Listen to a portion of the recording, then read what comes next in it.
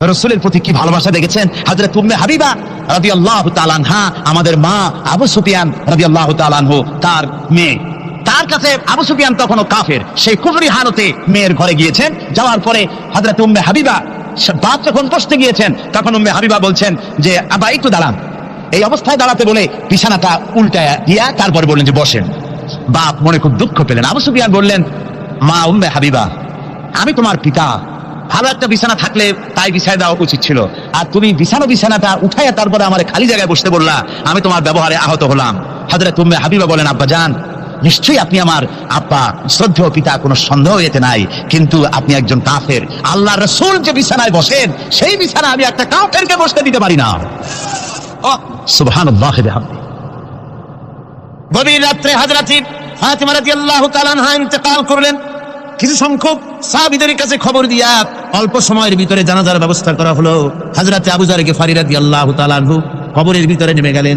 কবরের ভিতরে নেমে গিয়া হযরত আবু যার বলেন, রে কবর, তোর ভিতরে আজকে কাকে রাখবো, তুই কি তা জানিস নাকি? কোনো জবাব আসে না। হযরত আবু যার বলেন, কবর রে, তোর ভিতরে আজকে যাকে রাখবো তিনি হতেছেন হযরত ইমাম হাসান হোসেনের মা, বেহেশতের সমস্ত জাওয়ানদের সরদার হবেন যারা, সেই দুইজনের মা তোর ভিতরে রাখবো, খবরদার বেয়াদবি করবি না। কোন জবাব না পেয়ে হযরত আবু যার বলেন, ওগো কবরের মাটি, তোর ভিতরে কাকে রাখবো কি জানিস? আসাদুল্লাহিল গালিব, দুনিয়ার সমস্ত কাফেরদের বিরুদ্ধে আল্লাহ রাব্বুল আলামিন যাকে বাঘ বানিয়ে পাঠালেন, সেই হযরত আলী, তার স্ত্রী রেখে যাবো, খবরদার বেয়াদবি করবি না। কোনো জবাব আসে না। হযরত আবু যার বলেন, কবরের মাটি, তোর ভিতরে যাকে রাখবো তিনি হলেন খাতুনে জান্নাত, বেহেশতের সমস্ত মহিলাদের সরদারিনী হবেন যে ফাতেমা, তারে রেখে যাব, তোর ভিতরে খবরদার কোনো বেয়াদবি করবি না। আবার হযরত আবু যার বলেন, কবরের মাটি, তোর ভিতরে কারে রাখবো কি জানিস?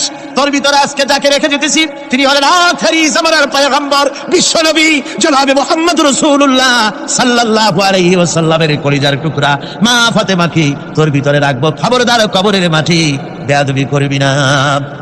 কিতাবে এসেছে হযরত আবু যারকে বাড়ি শুনতে পেলেন, আওয়াজ এলো, কি যেন বলতেছে, রে আবু যার, আমি ফাতেমাকে চিনি না, হাসান হোসেনের মাকে চিনি না, আলীর স্ত্রী চিনি না, রাসূলের মেয়ে মা ফাতেমাকে চিনি না। আমল যদি ভালো হয় আমার ভিতরে, আমল ভালো নিয়ে যে আসবে শান্তিতে থাকবে, আর আমল যদি খারাপ হয় আমার ভিতরে, তার অবস্থা চূড়ান্ত হয়ে যাবে। আমার ভাইরা, আমার বন্ধুগণ, আমলের উপরে ভিত্তি করে কিয়ামতের দিন নাজাত হবে। আমল যদি খারাপ হয়ে যায়, কিয়ামতের দিন কেউ তাকে বাঁচাতে পারবে না। এই জন্য কিয়ামতের ময়দানে, হাসরের দিনে আল্লাহর হাবিব জনাবে মুহাম্মদ রাসূলুল্লাহ সাল্লাল্লাহু আলাইহি ওয়াসাল্লাম সিজদায় পড়ে কাঁদতে থাকবেন। আল্লাহ রাব্বুল আলামিন বলেন, হাবিব রে, আপনি কাঁদেন কেন? আজকে তো আপনার কাঁদার দিন না। আমি আপনাকে মাকামে মাহমুদ দান করেছি, আমি আপনাকে কাউসার দান করেছি। আপনার আজকে সম্মানের দিন, মর্যাদার দিন, কাঁদেন কেন? আল্লাহর হাবিব বলবেন, রব্বুল আলামিন, মাকামে মাহমুদ পেয়েছি, কাউসার পেয়েছি, কান্দি এই জন্য আমি দেখতে পাচ্ছি আবার সামনে দিয়া ফেরেশতারা আমার উম্মতগুলি জাহান্নামের দিকে নিয়ে যায়। আল্লাহ রাব্বুল আলামিন বলবেন, ওগো আমার হাবিব, আমি আপনাকে ক্ষমতা দিলাম, আপনার জান্নাতি উম্মতগুলি আপনি বেছে নেন। আল্লাহর হাবিব তার জান্নাতের উম্মতগুলি বাঁচতে থাকবেন। হযরত আয়েশা বলেন, ইয়া রাসূলুল্লাহ, কিয়ামতের ময়দানে লক্ষ কোটি কোটি মানুষের ভিতরে আপনার জান্নাতি উম্মত আপনি চিনবেন কি করে? হুজুর বলেন, আয়েশা, কোন একটি ঘোড়ার কপাল যদি থাকে সাদা, এই সাদা কপালওয়ালা ঘোড়াটা যদি অসংখ্য ঘোড়ার ভিতরে যদি হারিয়ে যায়, তাহলে সাদা কপালওয়ালা ঘোড়ার মালিক তার ঘোড়াকে পাবে কিনা বলো? হযরত আয়েশা বলেন, হুজুর, অনায়াসে পাবে। আল্লাহ রাব্বুল আলামিনের হাবিব বলেন, আয়েশা রে, কিয়ামতের ময়দানে আমার যেই উম্মতেরা নামাজি ছিল, দিনদার ছিল, পরেজগার ছিল, দুনিয়ার বুকে ঈমান নিয়ে যারা চলাফেরা করেছে, আমার দিন কায়েমের, আল্লাহর দ্বীনের জন্য যারা কাজ করেছে, ওদের চেহারা নূর চমকাতে থাকবে, ঈমানের নূর কিয়ামতের দিন চমকাতে থাকবে। সেই ঈমানের নূর দেখে দেখে আমি আমার জান্নাতি উম্মতগুলি আমি বেছে নেব। নবীজি বলেছেন, কন্যার পিতাদেরকে গালি দিও না। অনেকে টিটকারি করে, বারবার মেয়ে হয় ছেলে একটাও হয় না, সেই জন্য টিটকারি বটকারি করে। আল্লাহ নবী বলেছেন, মেয়ের পিতাকে গালি দিও না, ঠাট্টা করো না, যেহেতু আমি মুহাম্মদ রাসূলুল্লাহ সাল্লাল্লাহু আলাইহি ওয়াসাল্লাম, আমি মেয়েদের পিতা, আমি নিজে মেয়েদের পিতা, খাও না, মেয়েদের পিতাকে গালি দিও না। রাসূলুল্লাহ বলেছেন, আকাশের নিচে জমিনের উপরে খাদিজার মতো মহিলা আর নাই। সেই হযরতে খাদিজা রাসূলের 4টি মেয়ে পেটে ধারণ করেছিলেন। সুবহানাল্লাহ। মেয়ের প্রতি রাসূলুল্লাহ যথেষ্ট মহব্বত করতেন। মেয়েকে খুব ভালোবাসতেন হুজুর সাল্লাল্লাহু আলাইহি ওয়াসাল্লাম। হুজুরের কলিজার টুকরা ছিলেন মা ফাতিমা রাদিয়াল্লাহু তাআলা আনহা।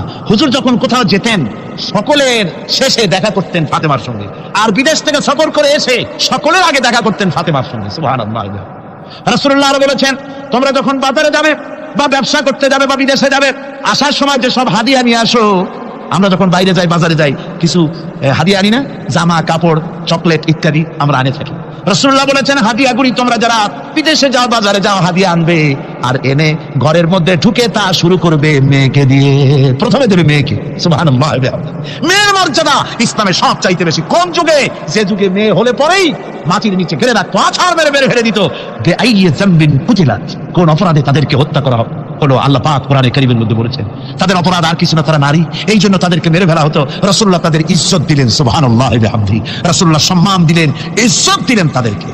কন্যা হিসাবে নারীর এই মর্যাদা। ফাতেমাকে রাসূল এত ভালোবাসতেন, ইন্তেকালের সময় হযরত ফাতেমা কাঁদতে কাঁদতে বেহুশ হয়ে যাওয়ার উপক্রম হয়ে গেছে। রাসূলুল্লাহ হযরত ফাতেমাকে ইশারা দিলেন। হযরত ফাতেমা তার কান নিয়ে রাসূলুল্লাহর মুখের কাছে লাগাই দিলেন। আল্লাহর নবী কি যেন বললেন কানে কানে, হযরত ফাতেমার কান্না বন্ধ হয়ে গেল। হযরত আয়েশা বলেন, মা রাসূলুল্লাহ তোমার কানে কানে কি বললো আর তোমার কান্না বন্ধ হয়ে গেল?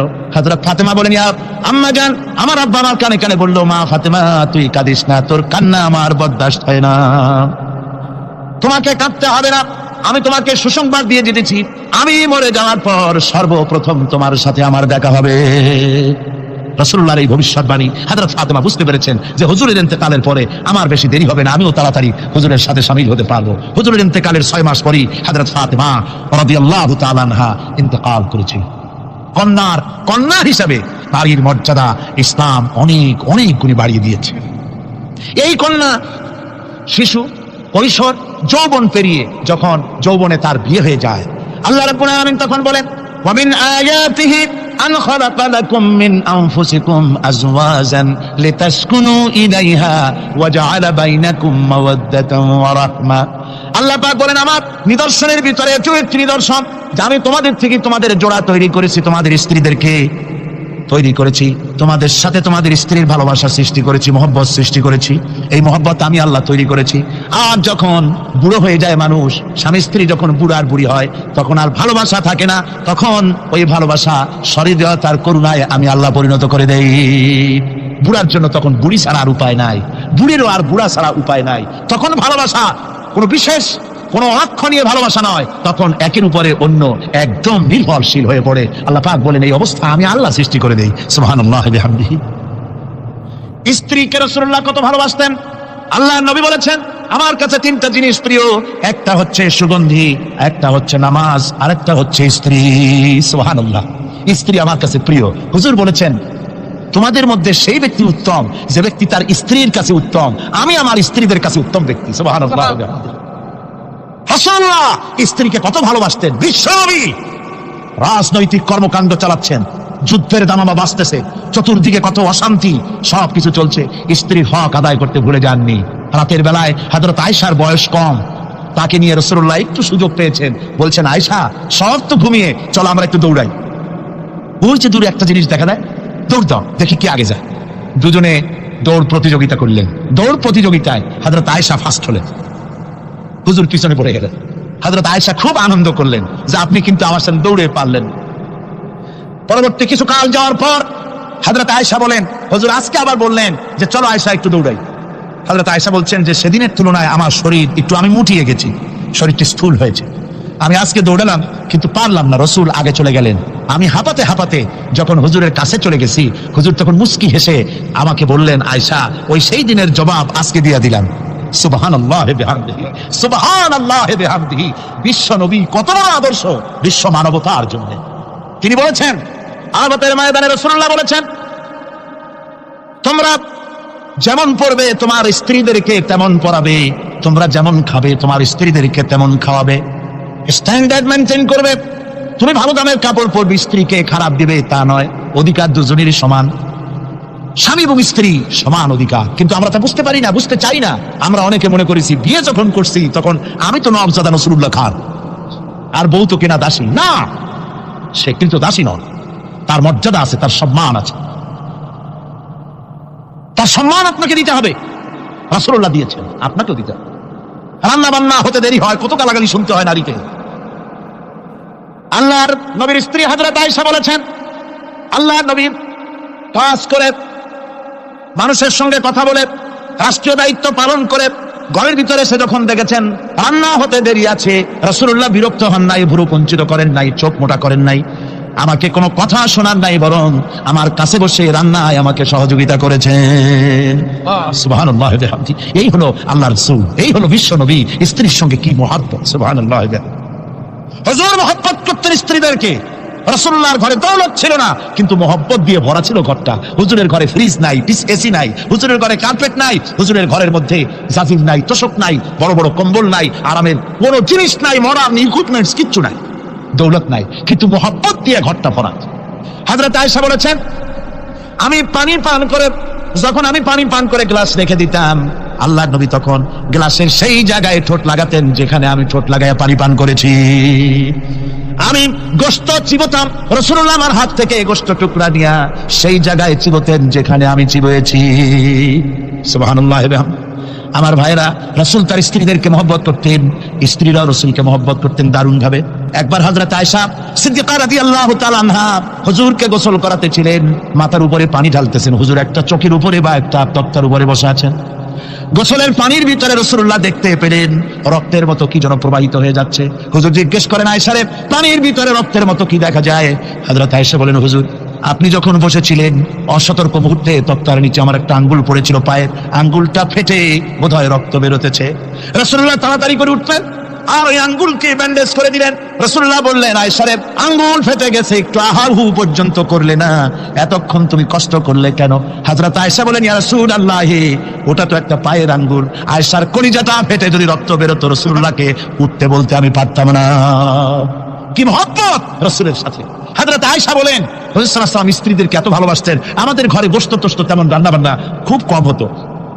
গোশত রান্না হবে কি, মাসের পর মাস চলে গেছে রাসূলের বাড়িতে, হুজুর স্ত্রীরা বলেছেন আমাদের ঘরে চুলে আগুন জ্বলে নাই, একটু শুকনা রুটি, একটু শুকনা খেজুর আর একটু পানি খেয়ে আমাদের জীবন চলেছে, এরকমের অবস্থা হয়েছে।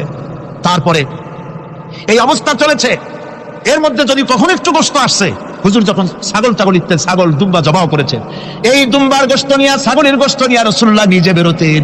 হযরত খাদিজার বান্ধবী কোথায় আছে খুঁজে ওই বান্ধবীর কাছে গোশত পৌঁছে দিয়ে আসতে। হযরত আয়েশা বলেন, একদিন আমার ঘুম ভেঙে গেল, দেখি হুজুর আমার কাছে নাই। গেলেন কোথায়? খুঁজতে খুঁজতে যায় দেখি মসজিদে নববীর ভিতরে হুজুর হাত তুলে বসে আছেন, মোনাজাত করতেছেন। আমি পেছনে গিয়ে হাত তুললাম, আমি শুনতে পাচ্ছি নবীজি দোয়া করছেন রব্বুল আলামিন, কিয়ামতের ময়দানে যেদিন সন্তান তার পিতাকে ভুলে যাবে, মা তার সন্তানকে হারায় ফেলবে, ওই কঠিন হাসরের ময়দানে আমি যেন আমার খাদিজাকে হারাইয়া না যাই। মুনাজাতের শেষে হযরত আয়েশা বলেন, ইয়া রাসূলুল্লাহ, খাদিজার কথা আপনার এত কেন বারবার মনে পড়ে? একটা বুড়িরে বিয়ে করেছিলেন 25 বছর বয়সের সময়, 40 বছর বুড়ি, তার কথা কেন এত মহব্বত আপনার মনে পড়ে? তার থেকে যুবতী মেয়ে, সুন্দরী মেয়েকে আপনার স্ত্রী হিসেবে আপনি পান নাই। হুজুর বলেন, আয়েশা, খাদিজা সম্পর্কে এমন কথা তুমি আর বলো না, তোমরা সবাই আমার সুখের দিনের স্ত্রী, আর খাদিজা আমার এমন সময় স্ত্রী ছিল যখন মক্কায় আমার আশ্রয় ছিল না, তামাম মক্কা নগরীতে আমার আশ্রয় ছিল না। খাদিজার সঞ্চিত সমস্ত ধনরাশি ইসলাম কবুল করার পর দুহাতে খাদিজা বিতরণ করে দিয়েছে। হযরত আয়েশা বলেন, হুজুর আমার গোস্তাকি মাফ করে দেন, আমি আর এরকম বলবো না, তবে খাদিজা সম্পর্কে আমার কিছু একটু শুনান। হুজুর বলেন, আয়েশা শোনো, গভীর রাত যত রাত হোক না কেন, ইসলামের দাওয়াত দিয়ে দিয়ে গভীর রাত্রে আমি যখন বাসায় ফিরেছি, ঘরে এসেছি, দরজায় একটা মাত্র ডাক দিয়েছি, খাদিজা, অমনি দরজা খুলে গেছে। আমি জিজ্ঞেস করেছি, খাদিজা রে, যত রাত্রে আসলাম, যতবার আসলাম, একটা ডাকের বেশি লাগলো না, তুমি কি ঘুমাও না? হযরতে খাদিজা বলেছেন, ইয়া রাসূলুল্লাহ, আমার মনের ভিতরে ভয় থাকে, আল্লাহর রাসূল দিনের খেদমতে বাইরে আছেন, আমি যদি আরামে বিছানায় ঘুমায় থাকি আর নবীজি দরজার কাছে দাঁড়ায় আমারে ডাকাডাকি করবেন, উঠতে যদি দেরি হয়ে যায় নবীজির সঙ্গে বেয়াদবি হয়ে যাবে, এই মনে করে আপনি না আসা পর্যন্ত দরজার সাথে পিঠ লাগাই আমি দাঁড়াইয়া ঘুমাই। আমার ভাইরা, হযরতে খাদিজার ইজ্জত স্বয়ং আল্লাহ দিয়েছেন। কে দিয়েছেন? হাদিস শরীফে এসেছে, রাসূলুল্লাহ জাবালে নূরে বসা, গারে হেরার ভিতরে বসা, হযরতে জিবরাইল রাসূলুল্লাহর সঙ্গে কথা বলতেছেন। একটু পরে হযরতে জিবরাইল বলেন, ইয়া রাসূলুল্লাহ, আমি আর এখানে বসবো না, আমি এখন চলছি, আমি দেখতে পাচ্ছি খাদিজা আসতেছে আপনার জন্য খাবার নিয়ে। খাদিজা যখন আপনার কাছে পৌঁছে যাবে, আপনি খাদিজাকে শোনায় দিবেন আল্লাহ রাব্বুল আলামিন খাদিজাকে সালাম জানাইছে। সুবহানাল্লাহ। রাসূলুল্লাহর কাছে হযরতে খাদিজা যখন আসলেন, হুজুর বললেন, খাদিজা আজকে তোমার জন্য দারুণ সুখবর। বলে কি? বলে আল্লাহ পাক, জিবরাইল কেমন উঠে গেল আমার কাছ থেকে, জিবরাইল বলে গেল আল্লাহ তোমাকে সালাম বলেছেন। হযরত খাদিজা কেঁদে ফেললেন, বললেন ইয়া রাসূলুল্লাহ, আমার নারী জন্ম সার্থক, আল্লাহ আমাকে সালাম বলেছেন, এর জবাব কেমনে দিতে হয় হুজুর? আমি তো জানি না, আপনি আমার পক্ষ থেকে আল্লাহর সালাম কিভাবে দেওয়া লাগে আপনি দিয়ে দিন, আমি তো বুঝি না কেমনে আল্লাহর সালামের জবাব দেব। হুজুর বললেন, খাদিজা শুধু আল্লাহ নয়, জিবরাইলও তোমাকে সালাম বলে গেছেন। হযরতে খাদিজা বললেন, হযরত জিবরাইলকে আমার সালামের জবাবটা ওয়া আলাইকুমুস সালাম বলেন। হযরত খাদিজার এই মর্যাদা ছিল। আমার ভাইরা, রাসূল পাক সাল্লাল্লাহু আলাইহি ওয়াসাল্লাম এভাবে মহব্বত করেছেন স্ত্রীদেরকে। সুতরাং স্বামী স্ত্রীর মহব্বত আল্লাহ জান্নাতি নিয়ামত। কিসের নিয়ামত? যে ঘরের মধ্যে স্বামী স্ত্রীর মধ্যে মিল মহব্বত আছে এটা বেহেশতের মতো, আর যেখানে মিল মহব্বত নাই এটা জাহান্নামের মতো। ঠিক কি? সুতরাং মহব্বত করুন, বেশি বেশি স্যাক্রিফাইস করুন, বেশি বেশি স্যাক্রিফাইস। নারীদের ব্যাপারে বলা হয়েছে, পুরুষকে বলা হয়েছে অধিকার আদায় করো, সব ব্যাপারে সমান অধিকার, কিন্তু নারীকে একটা ব্যাপারে বলা হয়েছে, নারী শোনো, পুরুষের মর্যাদা তোমার চাইতে আল্লাহ রাব্বুল আলামিন বেশি দিয়েছেন। আর রিজালু কাওয়ামুনা আলান নিসা, নারীদের উপরে পুরুষের প্রাধান্য আল্লাহ পাক দান করেছেন। একদিন একজন সাহাবী বলেছেন, ইয়া রাসূলুল্লাহ, জংলি উট দেখলাম আপনার পায়ের উপরে সিজদায় পড়ে গেল, আপনি যদি আমাদেরকে অনুমতি দিতেন না আপনাকে আমরা সিজদা করতাম। আল্লাহ নবী বললেন, মানুষ মানুষকে সিজদা করা এ পারমিশন যদি আমি দিতাম তাহলে দুনিয়ার সমস্ত স্ত্রীদেরকে বলতাম তারা যেন তাদের স্বামীকে সিজদা দেয়। স্বামীর মর্যাদা এখানে বেশি। সুতরাং অধিকার সমান, কোনো সন্দেহ নাই, কিন্তু স্বামীর একটা আলাদা মর্যাদা আছে, সেই সম্মানও তাকে দিতে হবে। এরপরে এই সমান অধিকারের ভিত্তিতে স্বামী স্ত্রী চলতে থাকে, মাঝখানে আল্লাহ পাক তাদেরকে সন্তান দান করেন।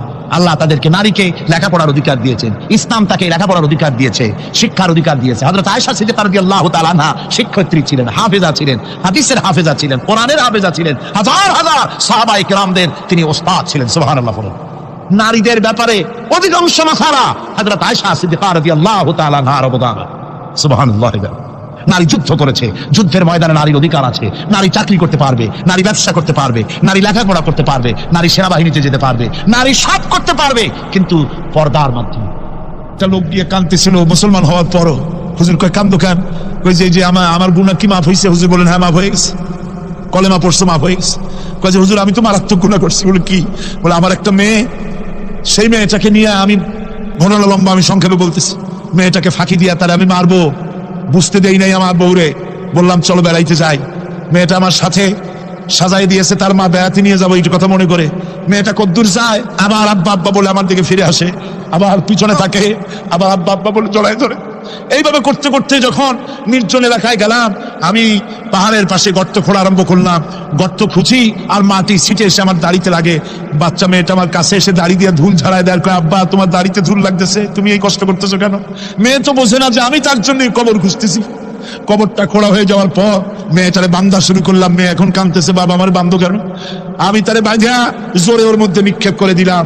মেয়েটা গর্তের মধ্যে বসে চিৎকার করে বলছে, আব্বা তুমি আমারে বাঁচতে দাও, আমি তোমার বাপ বলে সমাজে হ্যাঁ করবো না, আমি ভিক্ষা করে খাবো, আমার বেরো না। লোকটা বলছি, ইয়া রাসূলুল্লাহ, আমার মনে দরদ আসলো না। আমি একটা পাথর উঁচু করে আমার মেয়ের বুক লক্ষ্য করে জোরে মেরে দিলাম। বুকটা ফেটে রক্ত ফিনকি দিয়ে উঠলো, আর মেয়ের বুক থেকে আওয়াজ বেরোলো, আব্বা। আমার কানে যেন এখনো সেই আওয়াজ বাজে।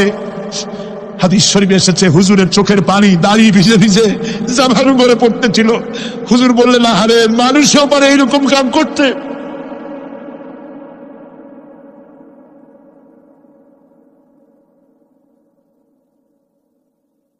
পৃথিবীতে নারীর যখন কোনো সম্মান ছিল না, মর্যাদা ছিল না, সেই সময় আমার রাসূল, আমার বিশ্বনবী নারীদেরকে সম্মানের হাত ধরে গর্তের ভিতর থেকে উঠাইয়া রানীর সিংহাসনে বসাইয়া দিলেন। সুবহানাল্লাহ। মায়ের মর্যাদা দিয়ে দিলেন। সুবহানাল্লাহ। নারীরা আমাদের মায়ের জাত, নারীরা আমার কিয়ের জাত? মায়ের জাত। আমার মা বোনেরা, তোমাদের সম্মান কত তোমরা জানো না। আমরা পুরুষ, আমাদের পায়ের তলে জুতা, আর তোমরা আমাদের মায়ের জাত, তোমরা নারী, তোমাদের পায়ের তলে আল্লাহর জান্নাত, আল্লাহর ব্যস্ততা তোমাদের পায়ের তলে। এই সম্মান আল্লাহ তোমাদের দিয়েছে, নবী দিয়েছেন। সুবহানাল্লাহ। কর ভাইরা আমার, অধিকার ইসলাম দিয়েছে। বিবাহ যখন হয়, এই বিবাহের সময় এজেন্ট আনতে হয়, আর বিবাহ হচ্ছে বিবাহ বৈঠক। এজেন্ট আনার জন্য ওই যে কি জানি কয় ম্যারেজ রেজিস্ট্রার বা মৌলবি সাহেব কার অনুমতি আগে নেয়? বলেন কার অনুমতি? তাহলে অধিকার ইসলাম পুরুষে দিল না মেয়ে লোকে দিল?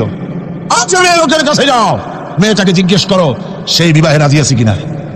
সুবহানাল্লাহ পড়ে এই বিবাহে রাজি আছে কিনা জিজ্ঞেস করে, তার অধিকারই বেশি। এরপরে এই বিবাহে করার ব্যাপারে কত বৈষম্য।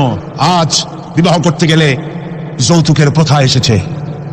রাসূলুল্লাহ যৌতুক দিয়েছিলেন, ওটা যৌতুক না, ওটা উপহার, ওটা হাদিয়া। রাসূলুল্লাহ তোহফা দিয়েছিলেন হুজুরের জামাই। সুবহানাল্লাহ, কি জামাই! এক জামাই তো জিন্নুর আইন, যাকে ফেরেশতারা পর্যন্ত লজ্জা করতো যারে দেখে, হযরত ওসমান রাদিয়াল্লাহু তাআলা আনহু। আরেকজন হযরত আলী কাররামাল্লাহু ওয়াজহাহু। হযরত আলী, যার সম্পর্কে রাসূল পাক সাল্লাল্লাহু আলাইহি ওয়াসাল্লাম যাকে কত সম্মান দিয়েছেন, কত মর্যাদা দিয়েছেন, এই হলো হযরত আলী হুজুরের জামাই। আনা মাদিনাতুল ইলম ওয়া আলিউম বাবুহা, আমি হলাম জ্ঞানের রাজ্য আর আলী হলো সেই রাজ্যে প্রবেশের দরজা। সুবহানাল্লাহ। ভাইরা, এই হলো জামাই। আর মেয়ে ফাতিমা জান্নাত বিনতে রাসূল, বেহেশতের সমস্ত রমণীদের সরদারিনী মা ফাতিমাতুজ জাহরা রাদিয়াল্লাহু তাআলা আনহা। কি উপহার দিলেন বিয়েতে রাসূল! এই মেয়ে আর এই জামাই। উপহার হলো খেজুরের ছোবড়ার একটা তোষক, পানি উঠাবার জন্য একটা মশক, আর আতা পেশা একটা জাথা। এই হলো নবীর মেয়ে আর জামাইয়ের জন্য উপহার। রাসূলের প্রতি কি ভালোবাসা দেখেছেন হযরত উম্মে হাবিবা রাদিয়াল্লাহু তাআলা আনহা, আমাদের মা আবু সুফিয়ান রাদিয়াল্লাহু তাআলা আনহু তার মেয়ে। তার কাছে আবু সুফিয়ান তখনও কাফের, সেই কুফরি হালতে মেয়ের ঘরে গিয়েছেন। যাওয়ার পরে হযরত উম্মে হাবিবা বাপ যখন বসতে গিয়েছেন, তখন উম্মে হাবিবা বলছেন যে আবা একটু দাঁড়ান। এই অবস্থায় দাঁড়াতে বলে বিছানাটা উল্টায়া দিয়া তারপরে বললেন যে বসেন। বাপ মনে খুব দুঃখ পেলেন। আবু সুফিয়ান বললেন, মা উম্মে হাবিবা, আমি তোমার পিতা, ভালো একটা বিছানা থাকলে তাই বিছায় দেওয়া উচিত ছিল, আর তুমি বিছানাটা উঠাইয়া তারপরে আমার খালি জায়গায় বসতে বললা, আমি তোমার ব্যবহারে আহত হলাম। হযরত উম্মে হাবিবা বলেন, আব্বা জান, নিশ্চয়ই আপনি আমার আব্বা, শ্রদ্ধেয় পিতা, কোনো সন্দেহ এতে নাই, কিন্তু আপনি একজন কাফের। আল্লাহ রাসূল যে বিছানায় বসেন, সেই বিছানা আমি একটা কাফেরকে বসতে দিতে পারি না। সুবহানাল্লাহ। তিনজনের দোয়া কবুল হবে আল্লাহর দরবারে। তার মধ্যে একজন হলেন মাজলুম ব্যক্তি, যে ব্যক্তি অত্যাচারিত, যে ব্যক্তি মুসাফির, প্রবাসী, তার দোয়া কবুল হবে। আর মা বাপ যদি সন্তানের জন্য দোয়া করে, ওই দোয়া আল্লাহ রাব্বুল আলামিনের দরবারে মঞ্জুর হয়ে যায়। আল্লাহ রাব্বুল আলামিন মা বাপ সম্পর্কে বলেন, মা বাবের জন্য আমার কাছে দোয়া করবি বান্দারা, আমার কাছে দোয়া করবি। দোয়াটা আল্লাহ পাক শেখাচ্ছেন, রব্বিরহামহুমা কামা রাব্বায়ানি সাগীরা। পড়েন সবাই, রব্বিরহামহুমা কামা রাব্বায়ানি সাগীরা। একটু জিকির করেন, লা ইলাহা লা ইলাহা ইল্লাল্লাহ, লা ইলাহা ইল্লাল্লাহ, লা ইলাহা ইল্লাল্লাহ, লা ইলাহা ইল্লাল্লাহ মুহাম্মাদুর রাসূলুল্লাহ। আমার ভাইরা, আল্লাহ পাক শিখাচ্ছেন, বান্দা তোর মা বাপের জন্য আমার কাছে দোয়া কর। আল্লাহ রাব, আয় আমার প্রভু, আমার মা বাপ যেমন ছোটবেলায় আমাকে স্নেহের কোলে লালন পালন করেছে, আয় আমার আল্লাহ, তুমি আমার মা বাপকে তোমার রহমতের কোলে লালন পালন করো। আল্লাহ শিখাই দিয়েছেন। আমার ভাইরা, প্রত্যেক নামাজের পরে এই দোয়াটা ভুলে যাবেন না। ভুলে যাবেন? ভুলে যাবেন? আমার ভাইরা, আমার وَوَصَّيْنَا الْإِنسَانَ بِوَالِدَيْهِ إِحْسَانًا حَمَلَتْهُ أُمُّهُ كُرْهًا وَوَضَعَتْهُ كُرْهًا। আল্লাহ পাক বলেন, আমি পৃথিবীর সমস্ত মানব মণ্ডলীকে উপদেশ দিয়েছি, মা বাপকে সম্মান করো, শ্রদ্ধা করো, তাদের উপকার করো। তার কারণ হলো তোমার মা তোমাকে গর্ভে ধারণ করেছে অত্যন্ত কষ্টের সাথে। আল্লাহ বলতেছেন, মা তোমাকে গর্ভ ধারণ করেছে অত্যন্ত কষ্টের সাথে, এরপরে তোমাকে ডেলিভারি করেছেন অত্যন্ত কষ্টের সাথে, তোমাকে ডেলিভারি করেছেন। গভীর রাত্রে মানুষ সব ঘুমায় যায়, গর্ভবতী মা ঘুমাতে পারে না, সন্তান পেটের ভিতরে হাঁটু দিয়া গুতা মেরেছে, পা দিয়া লাথি মেরেছে। মা চরম শীতের রাত্রে, প্রচন্ড শীতের রাতে গায়ের লেপটা সরাই দিয়া মা একবারে দাঁড়ায়, আর একবারে বসে, একবার দেওয়ালের সাথে হেলান দিয়া দাঁড়ায়। কষ্ট করে রাতটায় কাটায় দেয়। আবার সারাদিন সংসারের জন্য কাজ করেছেন, রান্না বান্না করেছেন মা, সকলকে খাওয়াইয়া মা শেষের দিকে খেতে গেছেন। যখন নিজে খেতে গেলেন, আবার পেট ক্ষুধা নিয়ে খেতে বসেছেন। পেটের ভিতরে সন্তান লাথি মেরেছে, পেটের মধ্যে ঘুষা মেরেছে, হাঁটু দিয়া গুতা মেরেছে, ভরা পেটের ভিতরে সন্তান গুতা মারলো হাঁটু দিয়া, মাথা দিয়া। মা ক্ষুধা রয়েছে, পেটে খেতে পারলেন না, বেদনা শুরু হয়েছে। খাবারের থালাটা ঠেলে দিয়ে মা দাঁড়ালেন, বসলেন, চোখের পানি ফেললেন। এভাবে করে মা একটা দুইটা দিন নয়, 10টি মাস পর্যন্ত সন্তানটাকে পেটের মধ্যে নিয়ে, একটা জীবিত মানুষ আর একটা জীবিত সন্তান পেটের মধ্যে নিয়ে নড়াচড়া করছেন, চলাফেরা করছেন। কিতাবের মধ্যে এসেছে রাতের বেলায় মা যে ঘুমাতে পারেন না সন্তানের নড়াচড়ার কারণে, রাতভর ইবাদত করলে যত সওয়াব পাওয়া যেত আল্লাহ ওই সওয়াব মায়ের আমলনামায় লিখে দেন। সন্তান পেটে থাকার কারণে খেতে পারে না, পেট ভরে ক্ষুধায় কষ্ট পায় মা। এই জন্য 10 মাস ধরে রোজা রাখলে যে সওয়াব হতো আল্লাহ রাব্বুল আলামিন মায়ের আমলনামায় রোজার সওয়াব লিখে দেন। 10 মাস পুরে গেল, সন্তান ডেলিভারির সময় চলে এলো। মায়ের মন বিমর্ষ, সন্তান ডেলিভারি হবে, না জানি মরে যায় নাকি, না জানি অপারেশন লাগে নাকি, কি অবস্থা হবে। মা খেতে পারে না, মুখটা শুকায়া যায়। ডেলিভারির সময় যখন আসে, মাবাবের কাছ থেকে বিদায় নিয়ে যায়, স্বামীকে একান্তে গোপনে ডেকে নিয়ে বলে, প্রাণের স্বামী, দীর্ঘদিন একসঙ্গে ঘর কন্যা করেছি, অপরাধ হয়ে যেতে পারে, আমারে মাফ করে দিও। আমার মনে হয় এবার আমি আর বাঁচবো না। সংসার থাকলো, চাবি থাকলো, সব বুঝে নাও, আমারে মাফ করে দিও। মা চলে গেল সদিকা গৃহে, ক্লিনিকে চলে গেল, অপারেশন থিয়েটারে চলে গেল, অথবা ডেলিভারির জায়গায় চলে গেল। ডেলিভারির পেইন শুরু হয়ে গেল, বেদনা শুরু হয়ে গেল। এক একটা বেদনা যেন মায়ের এক একটা মৃত্যু যন্ত্রণা শুরু হয়ে যায়। এমন যন্ত্রণা, প্রসব বেদনা দুনিয়ার ভুক্তভোগী মা ছাড়া আর কেউ জানে না। এই চরম বেদনার ভেতর দিয়ে, চরম কষ্টের ভিতরে মা যখন একটা বাচ্চা প্রসব করলো, জিহাদের ময়দানের মতো মা রক্তাক্ত হয়ে গেলেন, সন্তান দুনিয়ায় এলো। মা তখন অস্থির থাকেন, এত বড় বিরাট কষ্টের ভিতরে। আল্লাহ রাব্বুল আলামিন বলেন, সন্তান যখন ডেলিভারি হয়ে গেল, মায়ের মনের ভিতরে আমি তখন এই ফিলিংস, এই টেন্ডেন্সি জাগ্রত করে দিই, দেখ কি হয়েছে। মা তখন দেখতে চায় কি হয়েছে। মায়ের সামনে যখন এত কষ্টে হৃদয় বিংড়ানো, কলিজার 32টি নাড়ি ছেঁড়া যন্ত্রণার সন্তান যখন মায়ের চোখের সামনে আসে, আল্লাহ পাক বলেন, মা যখন তার ছেলের মুখের দিকে তাকায়, মেয়ের মুখের দিকে তাকায়, আল্লাহ বলেন 10 মাসের পেটে ধরা কষ্ট আর ডেলিভারির সব কষ্ট মায়ের মন থেকে মুছে ফেলে দেই। আল্লাহ রাব্বুল আলামিন বলেন, খবরদার দুনিয়ার মানুষ, এমন মায়ের সাথে নাফরমানি করবি না, এ মায়ের সাথে নাফরমানি করবি না। মাকে সম্মান করবি, মার কাছে দোয়া চাবি। দুনিয়ায় যদি সম্মান চাও, রিসেক্ট চাও, মায়ের পায়ে ধরে কাঁদো। মায়ের জাতি অনেক সম্মান তার। রাসূল করিম সাল্লাল্লাহু আলাইহি সাল্লামকে প্রশ্ন করা হয়েছে, হুজুর খেদমত করবো কার? হুজুর কয় মায়ের। তারপরে কার? হুজুর কয় মায়ের। তারপরে কার? হুজুর বলেন মায়ের। তারপরে কার? তোমার পিতা। 3 গুণ। তোর মায়ের মর্যাদা 3 গুণ বেশি, তোর বাবার চাইতে মর্যাদা বেশি। সুবহানাল্লাহ পড়ে। আর আজকে ইসলামের ছাত্ররা তারা বলে যে ইসলাম নারীর অধিকার আদায় করে নাই। নারীর অধিকার ইসলাম দেয় নাই তো কে দিয়েছে? আমার বন্ধুগণ, বিশ্বনবী জনাবে মুহাম্মদ রাসূলুল্লাহ সাল্লাল্লাহু আলাইহি ওয়াসাল্লাম মসজিদে নববীর ভিতরে বসে আছেন। এক বৃদ্ধা মহিলা মসজিদের মধ্যে প্রবেশ করলেন। হুজুর বৃদ্ধাকে দেখে দাঁড়ায় গেলেন। বিশ্বনবী বুড়ি মেয়ে লোককে দেখে দাঁড়ায় গেলেন। আল্লাহর নবী বুড়িকে দেখে দাঁড়ালেন। বুড়ি যখন কাছে এলেন, আল্লাহর নবী নিজের গায়ের চাদর বুড়ির জন্য বিছায়া দিলেন। বুড়ি বসলেন। এরপরে কথাবার্তা সারার পর বুড়ি যখন বিদায় হবেন, হুজুর আবার দাঁড়ালেন। বুড়ি মহিলা চলে গেলেন। সাহাবায়ে কেরাম বলেন, ইয়া রাসূলুল্লাহ, কিছুই বুঝলাম না, একজন বৃদ্ধা মহিলার জন্য বিশ্বনবী দাঁড়ান আর গায়ের চাদর বিছান, আমরা বড় আশ্চর্য হয়ে গেলাম। নবীজি বলেন, ও আমার সাহাবীরা, তোমরা জানো না, এই মহিলাকে চিনতে পারো নাই? আমি আমার মায়ের দুধ আমার জীবনে কিসমতে তেমন হয় নাই। আমি আমার মায়ের দুধ তেমন কিসমতে পাই নাই।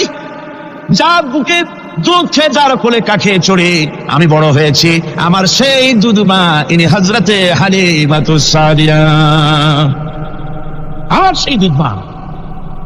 রাসূলুল্লাহ নিজে সম্মান দিয়েছেন মায়ের। খবরদার মাকে অসম্মান করবেন না, মাকে সম্মান করবেন, মাকে শ্রদ্ধা করবেন।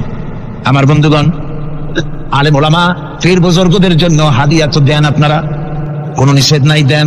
হাদিয়া দেওয়া সুন্নত, নেওয়া সুন্নত, দিবেন, আমি কোনো নিষেধ করি না।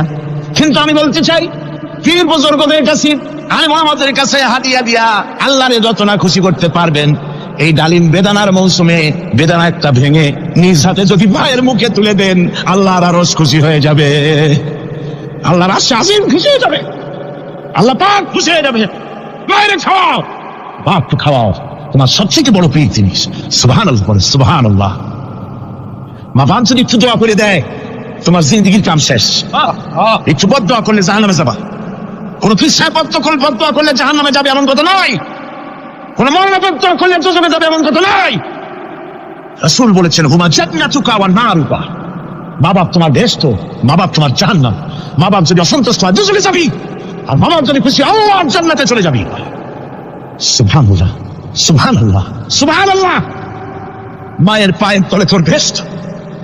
আমরা পুরুষ, আমাদের গত বছর বলেছি, আমরা পুরুষ, আমাদের পায়ের তলে জুতা। আমাদের পায়ের তলে কি? শুধু জুতা।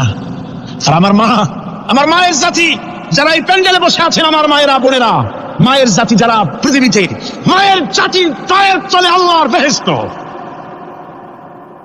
সুবহান। নারীর মর্যাদা ইসলাম দেয় নাই, কে দিয়েছে? আল্লাহ দিয়েছেন, আল্লাহ রাসূল দিয়েছেন। আর আমার মা, আমার মায়ের জাতি যারা এই প্যান্ডেলে বসে আছেন, আমার মায়েরা বোনেরা, মায়ের জাতি যারা পৃথিবীতে, মায়ের জাতির পায়ের তলে আল্লাহর বেহেশত। সুবহান। নারীর মর্যাদা ইসলাম দেয় নাই, কে দিয়েছে? আল্লাহ দিয়েছেন, আল্লাহ রাসূল দিয়েছেন। আমার বন্ধুগণ, হযরত বাইজিদ বুস্তামি, ছোট্ট বাচ্চা ছেলে, গভীর রাত্রে মা অসুস্থ, পানির পিপাসায় জেগে উঠেছেন। বাবারে পিপাসায় শেষ হয়ে গেলাম, পানি দাও। ছেলে ঘরের ভিতরে পানি না পেয়ে বাইরে দৌড়াদৌড়ি করলেন।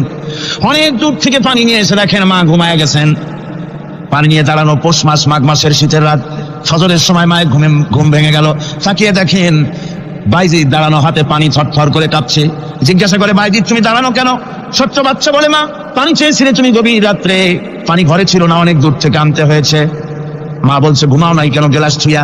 বাচ্চা বলে, ঘুমাই নাই, তুমি যদি আবার পানি চাও সময় মতো যদি দিতে না পারি, মা তোমার কষ্ট হবে, এই জন্য ফজর পর্যন্ত আমি দাঁড়ায় আছি, কখন তুমি পানি চাও। মা হাতের থেকে পানি নিয়ে পান করলেন। বাইজিদকে বিছানার উপরে আরাম করে কম্বল দিয়ে ঘুম পড়াইয়া দিলেন। হযরত বাইজিদের মা উযু করে ফজরের নামাজ পড়ে সিজদায় চলে গেলেন। চিৎকার মেরে কেঁদে বলেন, আমার রব, আমার আল্লাহ, আমি আমার বাইজিদের মা, আমি মা হয়ে বাইজিদের জন্য দোয়া করি। বাইজিদ আমার জন্য আজকে যা করেছে, আমি মা, আমার কলিজা ঠান্ডা হয়ে গেছে। হায় আল্লাহ, আমি বাইজিদের জন্য দোয়া করি, তুমি তাকে সুলতানুল আরিফিন বানাইয়া দিও। মঞ্জুর হয়ে গেল আল্লাহ পাকের কাছে দোয়া। আমার ভাইরা, আল্লাহ পাক বলছেন, খবরদার, আমার ইবাদতের পরে মা বাপ, আল্লাহর ইবাদতের পরে কারা? মা বাপ। মা বাপকে সম্মান করো, শ্রদ্ধা করো, মহব্বত করো, কিসমত খুলে যাবে, কিসমত খুলে যাবে।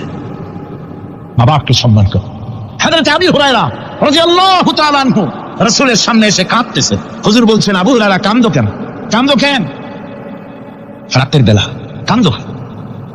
হযরত আবু হুরায়রা বলছেন, হুজুর আমাকে মা মেরেছেন। হুজুর বলছেন, মা মারলো কেন? কোন অপরাধ করেছো? কোন গোস্তাখি করেছো? আবু হুরায়রা বলছেন, না হুজুর, কোন গোস্তাখি করি নাই, তবে মারলো কেন? হযরত আবু হুরায়রা বলছেন, হুজুর আমি আপনার দরবার থেকে ফিরতে রাত হয়ে গিয়েছিল। মা জিজ্ঞেস করলেন, আবু হুরায়রা এত রাত্রে কোথায় ছিলি? বললাম, আমি ছিলাম যে কদম চুমতে পারলে দুনিয়া ধন্য হয়, সেই দরবারে নববীর কদম মোবারক থেকে আসতে আমার দেরি হয়েছে। আমার মা মুশরিকা, আপনার নাম শুনে তার গায়ে আগুন জ্বলে উঠলো, আমাকে ধরে মারা আরম্ভ করলো। বললো, হয় আমার বাড়ি ছাড়বি, আর না হয় মুহাম্মদ সাল্লাল্লাহু আলাইহি ওয়াসাল্লামের দরবার ছাড়বি। আমি বললাম, আমার মা, তুমি বুড়ি মানুষ, তোমার গায়ে যত শক্তি আছে সমস্ত শক্তি দিয়ে আমারে পিটাও, আমারে মারো, মারতে মারতে আমাকে বাড়ি থেকে তুমি বের করে দাও। তোমার বাড়ি শুদ্ধ, তাম দুনিয়া ছেড়ে দিতে পারি, আল্লাহর নবীর কদম মোবারক ছেড়ে দিতে পারি না। হুজুর, আমার মা আমাকে গলা ধাক্কা দিয়ে বের করে দিয়েছেন। হুজুর বলছেন, আবু হুরায়রা, তোমার মা তোমাকে মেরেছে, তুমি আমার কাছে নালিশ করছো? আমার তো এখানে ইন্টারফেয়ার করার কিছুই নেই। সুবহানাল্লাহ, সুবহানাল্লাহ। মা তোমাকে মেরেছে, এখানে আমার করার কিচ্ছু নাই।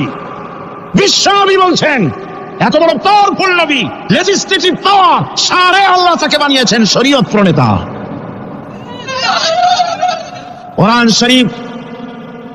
কোরআন শরীফে শুধু হালাল ও হারামের, হালাল এবং হারামের, বৈধ এবং অবৈধের সীমারেখা শুধু কোরআনই ঠিক করেনি, রাসূলের জন্য আল্লাহ ছেড়ে দিয়েছেন। আল্লাহ রাসূলও হারাম, হালাল এবং হারামের বৈধতা অবৈধতার সীমারেখা নির্ধারণ করেছেন। এত বড় ক্ষমতা তা, এত বড় পাওয়ারফুল বিশ্বনবী, তিনি বলছেন মা মেরেছে, আমার করার কিছু নাই। চিন্তা করেন কত বড় কথা, এ কথার লোড কত। হযরত আবু হুরায়রা বলেন, ইয়া রাসূলুল্লাহ, মা আমাকে মেরেছেন, আমি আল্লাহর নবীর কাছে মায়ের বিরুদ্ধে নালিশ করতে আসি নাই। বললেন, কেন এসেছো? হযরত আবু হুরায়রা বলেন, হুজুর এসেছি একটা কারণে, আমি জানি আল্লাহর নবী যদি আল্লাহর দরবারে হাত উঠায়া কোনো জিনিস বলে আল্লাহ রাব্বুল আলামিন সঙ্গে সঙ্গে মঞ্জুর করে নেন। হুজুর আমি এসেছি, মেহেরবানি করে দোয়া করুন আমার মাকে যেন আল্লাহ হেদায়েত নসিব করে দেন। আল্লাহর নবী হাত উঁচু করে বললেন, আল্লাহুম্মা হিদি উম্মা আবি হুরায়রা, আয় আল্লাহ আমি দোয়া করি আবু হুরায়রার মাকে তুমি হেদায়েত নসিব করে দাও। রাসূলুল্লাহ দোয়া করছেন আর আবু হুরায়রা সমানে দৌড়াচ্ছেন। তিনি দৌড়াচ্ছেন, পিছন থেকে কয়েকজনে আবু হুরায়রার জামা টেনে পড়েছে।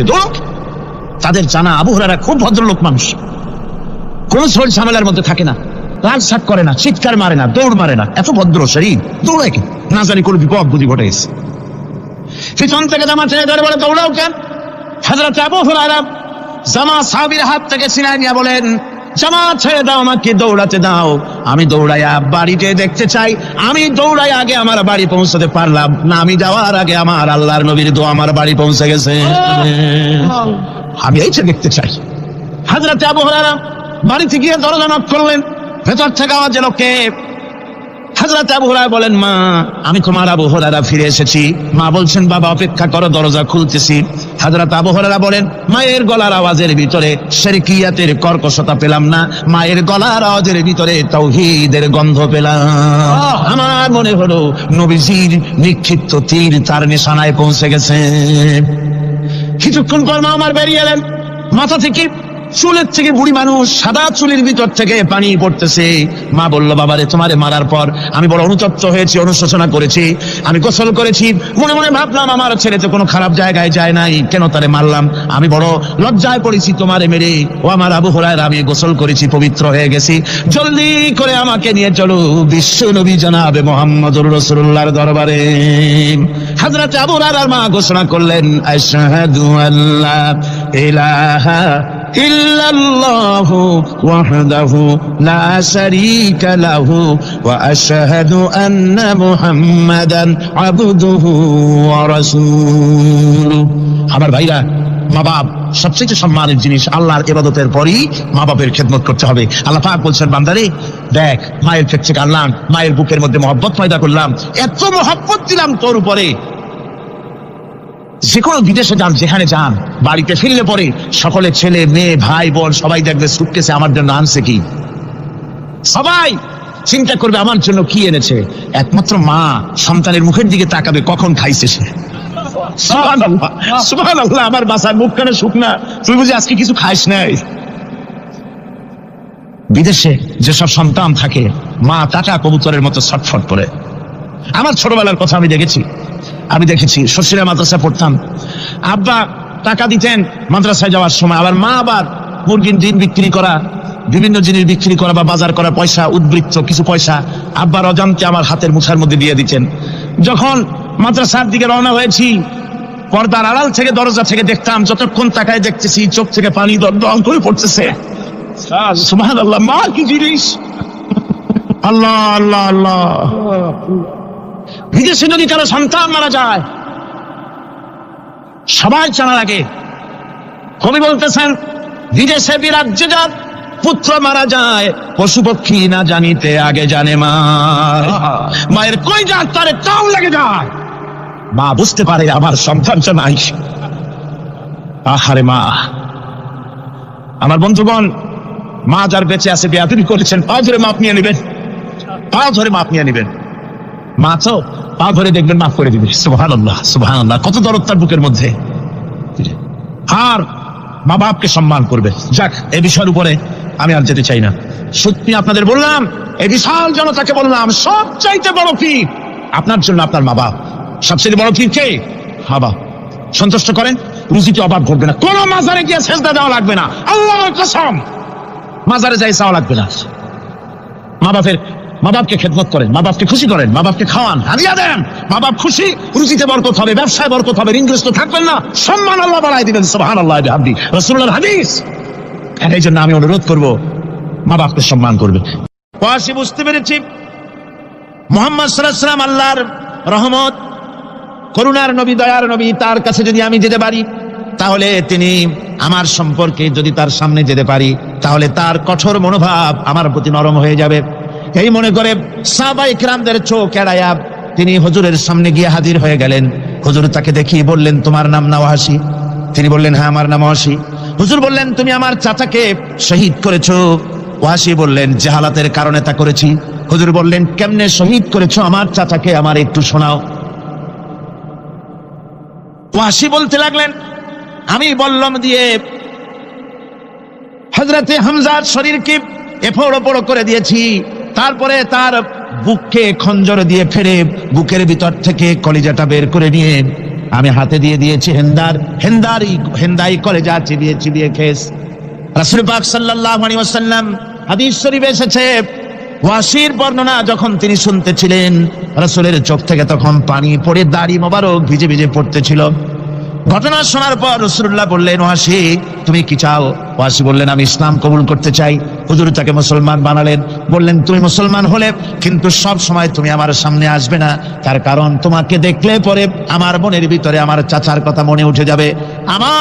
আমি আমার আব্বাকে পাই নাই, আব্বার স্নেহ যত্ন আমার কিসমতে তেমন হয় নাই। আমার চাচা হামজা আমাকে পিতার মতো করে আমাকে স্নেহ করেছে, তোমাকে দেখলে পরে তার কথা মনে পড়বে, সুতরাং তুমি সবসময় আমার সামনে আসবে না। ওয়াসি সেদিন শপথ নিয়েছিলেন, রব্বুল আলামিন, আমি জাহালাতের কারণে যেই বল্লম দিয়ে একজন শ্রেষ্ঠ সন্তানকে আমি শহীদ করে ফেলেছিলাম, আমি বুঝতে পারি নাই, ওই বল্লমটা আমি হেফাজতে রেখে দিয়েছি। তুমি আমার এই দোয়া মঞ্জুর করো, আমি যেন এই বল্লম দিয়ে এই পৃথিবীর নিকৃষ্ট ইসলামের কোন দুশ্মনকে যেন আমি শেষ করে দিতে পারি। আল্লাহ পাক দোয়া তার মঞ্জুর করে নিলেন। মুসাইলামা কাযযাবের বিরুদ্ধে হযরত আবু বকর সিদ্দিক রাদিয়াল্লাহু তাআলা আনহু যে বাহিনী পাঠালেন, হযরত ওয়াসি সেই বাহিনীর মধ্যে ছিলেন।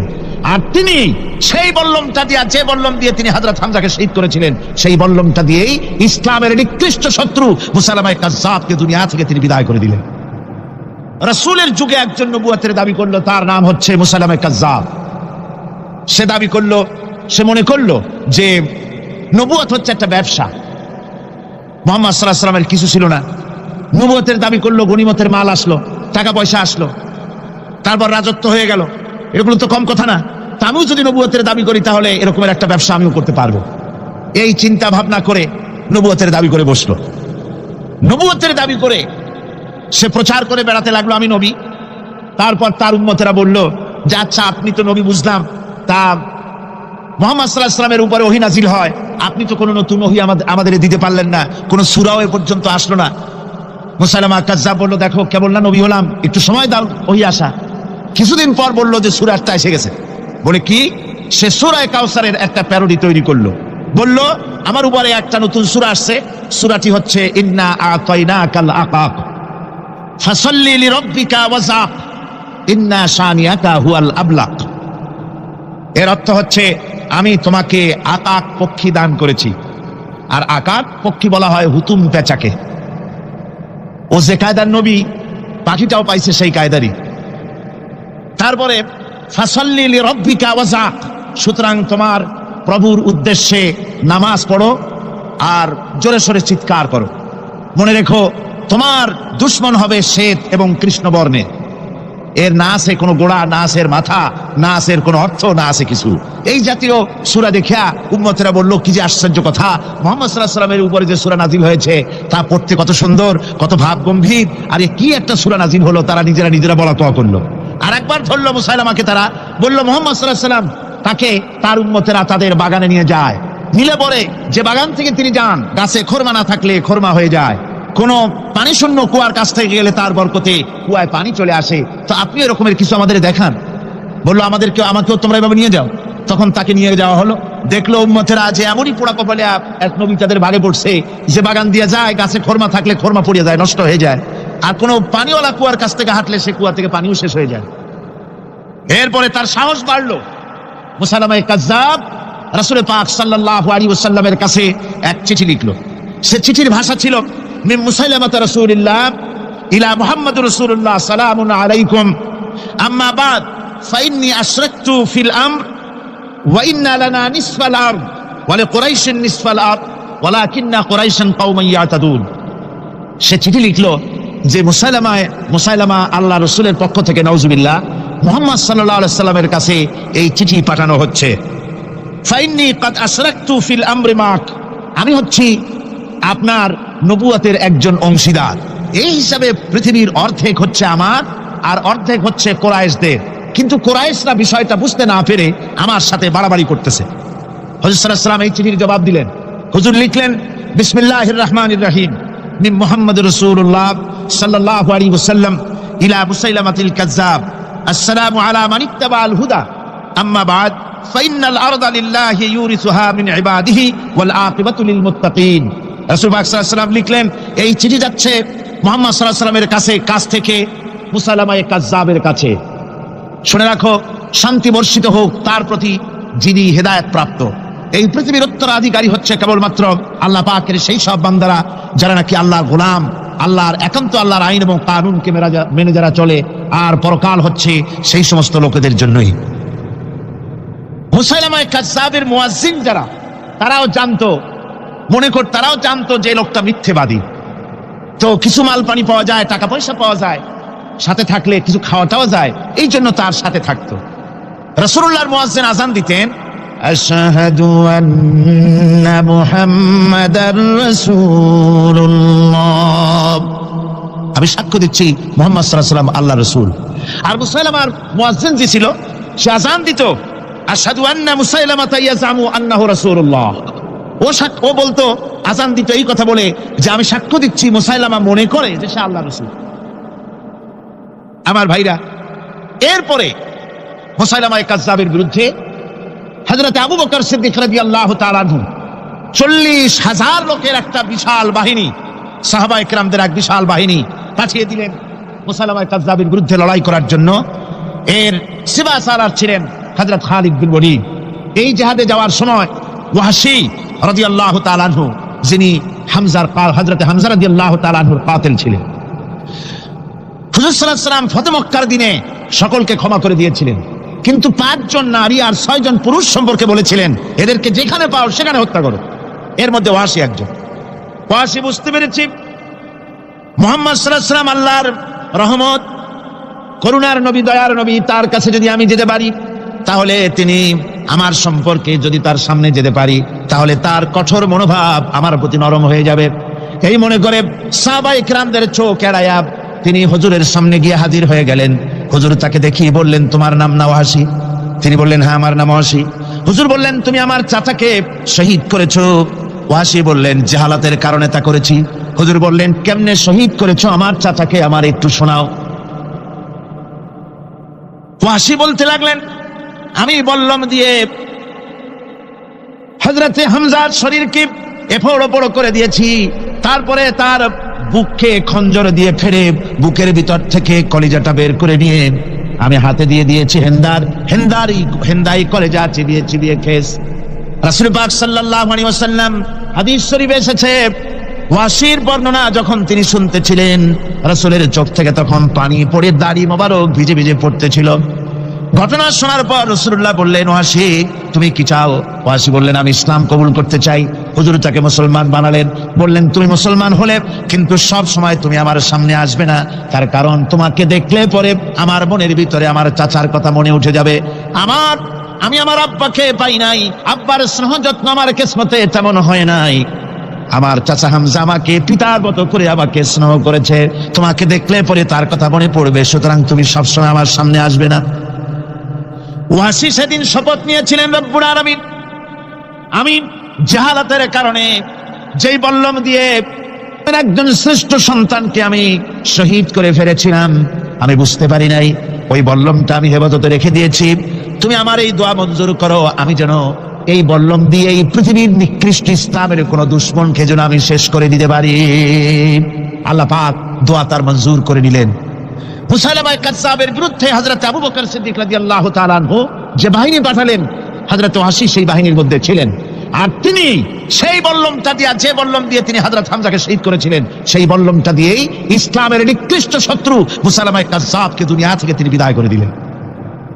আমার ভাইরা, রাসূল পাক সাল্লাল্লাহু আলাইহি সাল্লামের ইন্তেকালের পর এ পর্যন্ত নবুয়তের যারা দাবি করেছে, এক হিসাবে জানা গেছে 28 জন দাবি করা হয়ে গেছে। রাসূল বলেছেন আমার পরে 30 জন মিথ্যেবাদী নবুয়তের দাবি করবে। কতজন করবে? 28 জন হয়ে গেছে, বাকি আছে কত? এর মধ্যে গোলাম আহমদ একজন। গোলাম আহমদ দাবি করলো যে আমি নবী। তার অনেকগুলি বই কিতাব সে লিখলো। বইয়ের মধ্যে এক জায়গায় সে লিখেছে, তার বইয়ে এক জায়গায় লিখেছে যে আমি স্বপ্নে দেখলাম আল্লাহ আমার সামনে উপস্থিত। আল্লাহ আমার সামনে এসেছেন পুরুষের আকৃতিতে, আর আমি তখন স্বপ্নের ভিতরে আমি নিজেকে একজন নারীর মতোই মনে করলাম। স্বপ্নের ভেতরেই আল্লাহ পাক পুরুষ হিসাবে আমাকে ব্যবহার করলেন। আমি স্বপ্নের মধ্যেই গর্ভবতী হলাম এবং স্বপ্নের ভিতরে আমি গোলাম আহমদ মসিহে রূপান্তরিত হয়ে গেলাম। নাউযুবিল্লাহি মিন যালিক। গোলাম আহমদ বলছে আল্লাহ পাক ওহীর মাধ্যমে আমাকে জানিয়েছেন, আল্লাহ আমাকে বলেছেন গোলাম আহমদ তুমি হচ্ছ আমার সন্তান তুল্য। নাউযুবিল্লাহি মিন যালিক। এইভাবে অসংখ্য মিথ্যে কথা দিয়ে বইপত্র রচনা করেছে। লোকেরা তার কাছে নবুয়তের প্রমাণ চেয়েছে। আসলে শরীয়তের বিধান হচ্ছে হুজুরের পরে যদি কেউ নবুয়তের দাবি করে তাহলে তাকে সে নবী কিনা এর কোনো প্রমাণ তার কাছে চাওয়াও জায়েজ নাই। যেহেতু প্রমাণ চাইতে গেলে বোঝা যায়, সন্দেহ হয়, কিছুটা প্রমাণ দিতে পারলে তাহলে সে নবী হবে। কথা বুঝতে পেরেছেন? এই জন্য রাসূলের পরে যদি কেউ নবুয়তের দাবি করে তাহলে তার কাছে নবুয়তের দাবির কোনো প্রমাণও চাওয়া যাইবে না। বিনা প্রমাণে রাসূলের পরে নবুয়তের দাবি যেই করবে সে কি হবে? জোরে বলেন কি হবে? কাফের হয়ে যাবে। দুনিয়ার সমস্ত উলামা, সমস্ত মুহাদ্দিস, সমস্ত মুফাসসির, দুনিয়ার সমস্ত মুফতি সব একমত, কোনো দ্বিমত নাই, গোলাম আহমদ কাদিয়ানী কাফের। তার অনুসারীরাও তার জামানায় মাওলানা আতাউল্লাহ শাহ বুখারী রাহমাতুল্লাহ আলাইহি তার সঙ্গে একটা বহস হলো। যেহেতু গোলাম আহমদ বলেছিল যে আমার এই 40 দিনের মধ্যে কেউ প্রতিবাদ করুক যেগুলি আমার ওহী নয়।